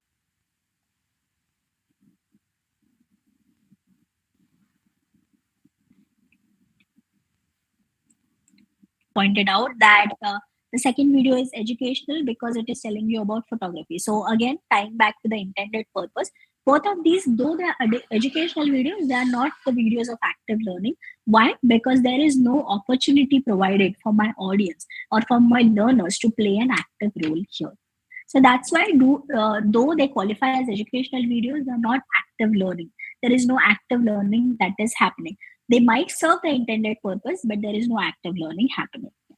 Now, moving from what could be the intended purpose or what could be the goal of your instruction, and if it is active learning or not active learning, and how can you incorporate active learning, let us do another activity. So far, you must have found the drill that Ulfa and I, we both are going to do a lot of activities, and we expect you to participate in the activities actively, because we are talking about active learning. So the term active has come quite sometimes. So let us do this activity. The context or my learning objective here is students should be able to predict the outcome of a phenomenon. That's my outcome. The condition that I'm giving here is there are two things or two objects that I'm dropping. One is a bowling ball, as you can see here, the red bowling ball, and the other one is a feather. Both of these, they are dropped together in a chamber from a significant height. So both of them are tied way above the ground. They are tied at a significant height, and this chamber is virtually, it has vacuum. There is no air in the chamber. And then in absence of the air in this vacuum chamber, I am going to drop these two objects. One object is a heavy bowling ball. The other object is a very light feather. So the activity for you is, which one will fall fastest? What do you think? Will the bowling ball fall faster, or will the feather fall faster? Or will it be both? So for this, go to menti.com, enter this code, and respond to the activity.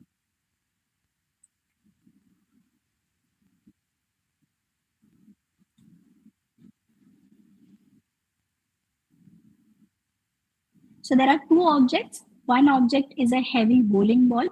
The other object is a feather. Both are at the same height. Both are dropped simultaneously, and the condition provided to both the objects is also same. There is no air present in the chamber. The chamber is filled with vacuum. The height is same. The time at which both are dropped is same. They are both dropped simultaneously. So go to menti.com. Ulfa will be pasting the link and the Menti code in the chat. So you can go to menti.com. I see two responses. Okay, so two of them are saying that I can't see. Maybe the information is insufficient, or maybe you need some more data point. One person is saying that the bowling ball will fall faster, and two of them are saying that both will fall faster. Okay. Nobody thinks that the feather will fall faster. Anybody? Okay. So our audience is somewhat divided between bowling ball and both, because both of them have three responses each. I'll wait for a few more responses.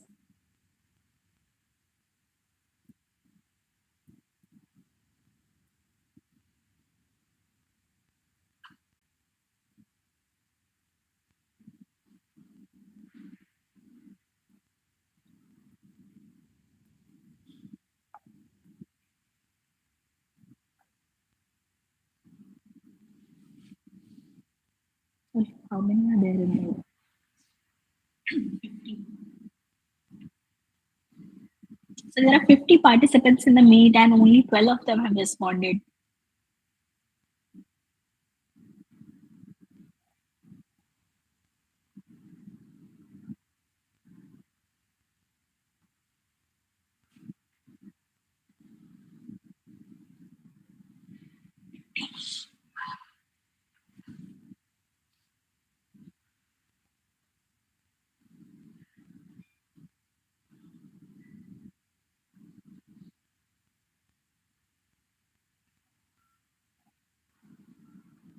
Okay, so 5 of you are saying that both will fall together. 3 of you are saying that the bowling ball will fall faster, and 4 of you can't decide. Okay, so are you all curious to see what actually happens? Okay, 6 of you are saying that both will fall. Fine. Okay, so let's see what actually happens. Okay, moving ahead, let's see what is actually going to happen in this particular video.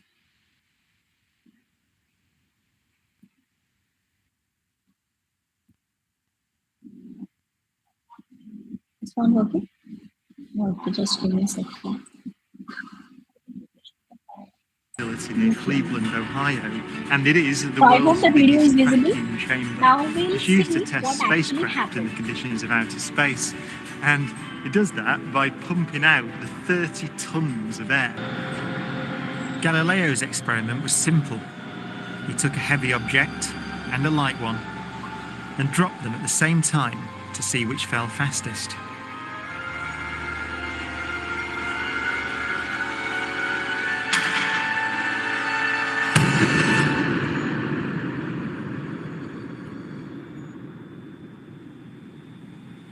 Now, in this case, the feathers fell to the... Okay, so did you guys see what happened? Enough information. Now, none of you said that feather will fall faster. So yeah, some of you were correct. Some of you were a bit confused about what will happen, and some of you were right about what will happen. So what we just now did is called as predict, observe, and explain, wherein what happened is the teacher or the instructor, in this case, what I as an instructor did was I set the context. I set the context by giving you a problem or a scenario. I told you that there are 2 objects, what are the conditions, and I asked you to predict what would be the outcome. What is it that is going to happen? Will the ball fall faster, or will the feather fall faster, or will both of them fall faster? I asked you to predict. Then after you made a prediction, I then went on to show you the video wherein you were observing what is exactly happening. And then followed by this, what happens is the explanation. Why a certain thing happened or why a certain thing didn't happen. Why it didn't go the way you expected it to go, or why it did go in a way you expected it to go. So this is called as a predict, observe, explain strategy, which can be used if you want to engage your learners actively in a particular video context or in a particular classroom. So this is one strategy. So let me show you a few more examples.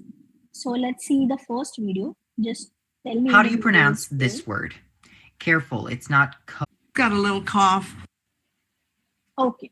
So in this video, what we saw is there's a word and the instructor is telling how to pronounce a particular word. Now the instructor doesn't stop at giving the correct pronunciation. He tells you how a particular syllable is being pronounced, how the GH word gives a f sound. He's also giving alternate pronunciations of the same, which some of the audience might have got. And then he gives the right pronunciation and also gives an example or a context in which a particular word can be used. So here the purpose is addressing the alternate conceptions of the audience or the learners and then giving them the right conception. So that is also one strategy that can be used. So you don't just give away the right answer, you also give away the alternate conceptions or what could be the wrong answers and why they are wrong. So that is one strategy that can be used. Another example is shown here. जान जा सकती है। आओ सौरभ यहाँ खड़ा कर दें और सौरभ को यहाँ पे चलवाएं और सौरभ यहाँ है तो क्या होगा? कौन से भगवान को मानते हो? आपको क्या लगता है क्या मैं सौरभ को एक अंगूठे से बैलेंस कर सकता हूँ? धीरे धीरे सौरभ चलो भाई आप में से कितने Okay. So here what the teacher is doing is, in a classroom, the teacher posed a question that, what do you think? If a student is walking over this plank, will I be able to balance this plank by using my single thumb? So this is the question that the teacher is posing. Now, whenever a teacher is using such a question, ultimately the audience is being hooked to the content. The audience wants to know whether the teacher will be able to do this or not able to do this. If the teacher will be able to do this, तो student balance हो जाएगा. अगर नहीं हुआ तो गिर जाएगा. So there's a curiosity that is associated with the question. So the teacher is setting the context of the particular concept that the teacher is about to explain, and the teacher is simultaneously doing an activity. Now, if we move ahead and see बच्चे ऐसे हैं next in the जिनको science पे trust है, तभी तो science ली होगी। जिसको साइंस पे यकीन है तो क्या अगर साइंस पे यकीन है तो अपनी जान दांव पे लगा दोगे साइंस के लिए? हैं? सौरभ को यहाँ पे चलवाएं और सौरभ यहाँ है तो क्या होगा? ऑब्वियस बात है तो पलट जाएगा, बट क्या ये टर्निंग इफेक्ट होगा? अरे यहाँ फोर्स लगी, दिस इज ये दिख रहा है बेंच का हिस्सा, बेंच में खत्म हो चुका है, इतना हिस्सा तो हम भारी हैं, तो this is axis of rotation. देखो यार साइंस को समझना भी तो जरूरी है। Now here the teacher is using an object in order to show the students what is actually happening. He's also asking the students to predict what will happen or what won't happen. And if the students are giving some responses, based upon those responses, the teacher is also explaining them what will happen. And then the teacher further goes on demonstrating the concept. Yes. 5 Newton भी लगा दिया, कितना? तो मेरा arm length तो ज्यादा है ना, तो अगर यहाँ पे सौरभ खड़ा होता है तो उसके लिए आर्म लेंथ कम है लेकिन उसकी फोर्स ज्यादा है। मेरी फोर्स क्या होगी? कम, लेकिन आर्म लेंथ क्या होगा? तो हम सौरभ को बैलेंस करेंगे। Initially, now the teacher further goes on explaining about the arm length and force which are acting in this particular scenario by giving 2 different examples and 2 different scenarios. What happens when I am trying to control the plank by using the pressure of my thumb? My arm length increases, so I'll be able to balance the person. But the arm length for that particular person standing on the plank will be less. And that's why if I don't balance the plank, the person will topple or the person will fall off. So here the instructor is not just trying to explain the concept or give the formulas, but also demonstrating the same in a visual manner wherein students are predicting an outcome, seeing or observing what is actually again an example of a predict explain strategy which is being conducted in a classroom. So these are some strategies or some examples that can be used to make your learning active in, say, a classroom or in a video. जान जा सकती है। सौरभ यहाँ खड़ा कर दे। Careful, it's not cog, it's not cowg. So let us move on to another activity that you guys will be doing. And this is another strategy that can be used in active learning in a video or in an instructional setup. Now this activity is simple. Let's say you're planning a dinner party and you have invited 5 guests. So what your task is, you have to plan the menu for this dinner party. But your condition is that out of the 5 guests, 2 are vegetarians, 1 is vegan, 1 eats seafood but not meat, and 1 eats meat but not bacon. So these are the conditions that you have to keep in mind while designing your menu for the party. Now, these are the conditions which are explicitly given to you. But from your prior experience, in one of your previous party, you also found out that one of your vegetarian friend is allergic to nuts. So you can't use nuts in the menu. And another thing is that one of your non-vegetarian friend mentioned specifically to avoid gluten. So now, on top of these conditions, you also have these 2 conditions to keep in mind. Now, given all these constraints, how will you decide the menu? This is a task that you have to do. So go ahead, take a try at this. Try to decide a menu for the party where you have invited 5 guests and come up with a menu that will satisfy all these conditions, or it will be within these constraints. So we will take a pause of say 30 seconds or 40 seconds, come up with like 2-3 dishes which can be served for this particular dinner party. You can post it in the chat or Padlet Connect. So we'll also post a section on Padlet if you want to add your menus there. So go ahead, take your time, think about the scenario.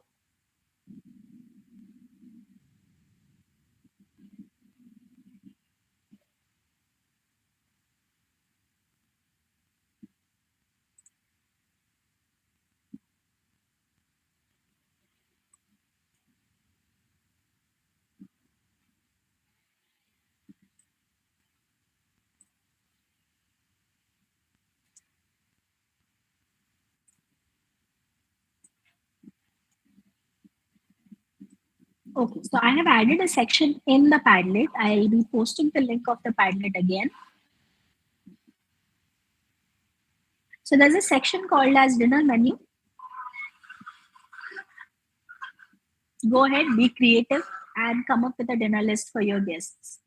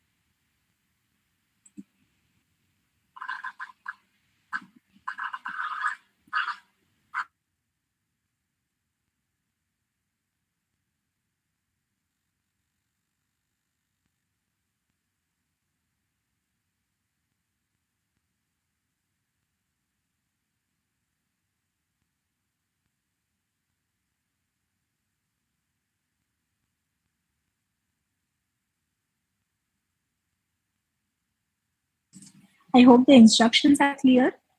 Let me repeat it one more time for someone who might have missed it. So the task is you're throwing a dinner party. There are 5 guests that you have invited, of which 2 are vegetarians, 1 is vegan, 1 eats seafood but not meat, and 1 eats meat but not bacon. So you have to decide a menu that will satisfy all the criteria. And also, in addition to this, you know that one of your vegetarian friend is allergic to nuts, and one of them asked you to avoid gluten. So considering all these conditions, you have to come up with a dinner menu.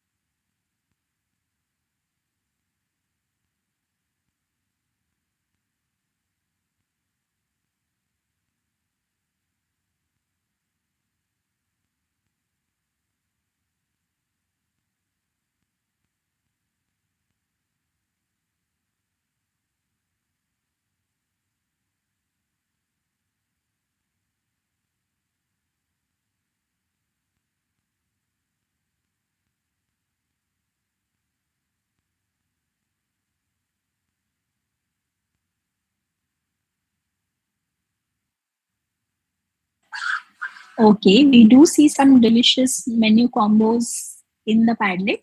Let me read them out. So, some of you, someone has written the menu, including veg fried rice, garlic chicken, prawns fry, Russian salad, gobi Manchurian. Okay, so someone else has written pea pulao, saute vegetables, prawns, sweet and sour. Okay. Rice, idli, dosa, sambar, vegetable salad, any food. Very tempting menus. At the right time also. So this is lunch time and you are all giving me some suggestions what I can have for lunch. Oh, but isn't one of your friend allergic to nuts? If you're using almond milk, you might end up giving the friend anaphylactic shock. So that violates one of your conditions.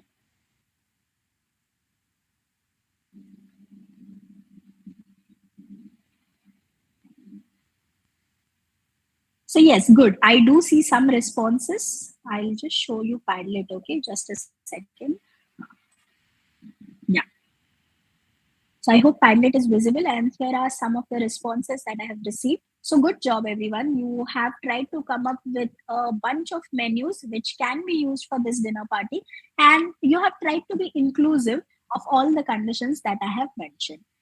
Now, let us move on to the process that you followed for coming up with this particular menu. Okay. So coming back to the activity, I hope my activity screen is visible. Yeah. So coming back to the activity, I had given you an activity that you have to design the dinner menu for guests, which are 5 guests. 2 of them are vegetarian, 1 is vegan, 1 eats seafood but not meat, and 1 eats meat but not bacon. So some of you tried to include vegan options such as using almond milk, but that violates the second condition that your friend is also allergic to nuts. Some of you tried to use both options, that different options for vegetarians and different options for non-vegetarians. So all of you tried to be inclusive in your menus for satisfying the conditions. But when you are coming up with these conditions, what you were trying to do is you were trying to use your prior experience as well as your knowledge to come up with this particular menu. So this particular process is similar to what a doctor does for diagnosis. Now, how are these two similar? Let me explain. So here's another example. When someone who has symptoms like cold and flu goes to see a doctor, how would a doctor diagnose the actual problem while eliminating the other possibilities? What the doctor does here is, doctor sees the patient, doctor sees what all I have, the observations. So यहाँ पे what all observations you made, कि मेरे पास क्या क्या available options है. मेरे पास vegetarian options available है, non vegetarian options available है, सी फूड वाला ऑप्शन है क्या, कितने लोगों के लिए है. So if I were to prepare a portion for say 3 people, how much quantity of non-veg do I have to make, how much quantity of veg do I have to make. So you're all coming up with these criteria, dividing it into portions and coming up with the available options. Now this is called as case-based learning, wherein you are trying to come up with a solution by using your existing knowledge, your given conditions, and coming up with a solution in order to approach the given problem. So this is another strategy called as case-based learning. Now, these are the few strategies that I have included in this session. However, these are not all extensive lists. This is not all inclusive list, and the strategies, they may vary based upon the instructor and the intended purpose of your instruction. So the instructor can and should devise their own strategies based upon what is my purpose and who is my target audience. And one thing to remember is that you have to make your audience an active participant of that particular content that you are designing for them. So the activities have to be made in such a way that it will make your audience in the learning, and in turn it makes the learning experience as an active learning experience. So with this, I'll be ending today's session. Sure. And we will be now open for comments or questions if there are any. You can either unmute and speak up, you can post it in the chat, or you can also post it on the Padlet.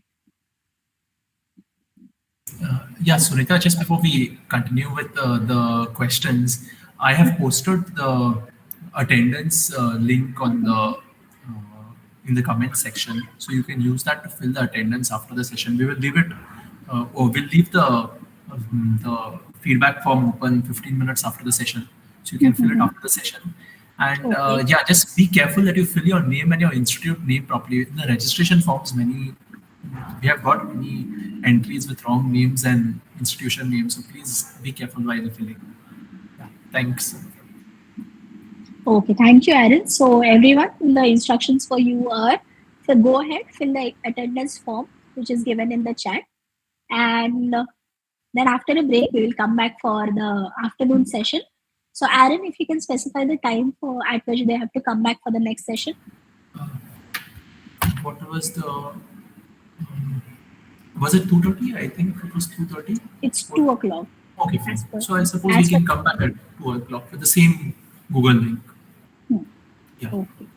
So in the meantime, if you have any questions, you please go ahead and post it on Padlet. And another activity, the last activity for the session is, go ahead, go to Padlet and write down, I learned in this particular session that. So you know the drill. Ulfa had mentioned you in the morning session also, how it goes. So go to Padlet and add what you learned in this particular session. Remember to start with the sentence, I learned that. And try to be specific what you have learned in this particular session. And once you have done this, we can disperse and come back here at 2 o'clock for the next session. Thank you.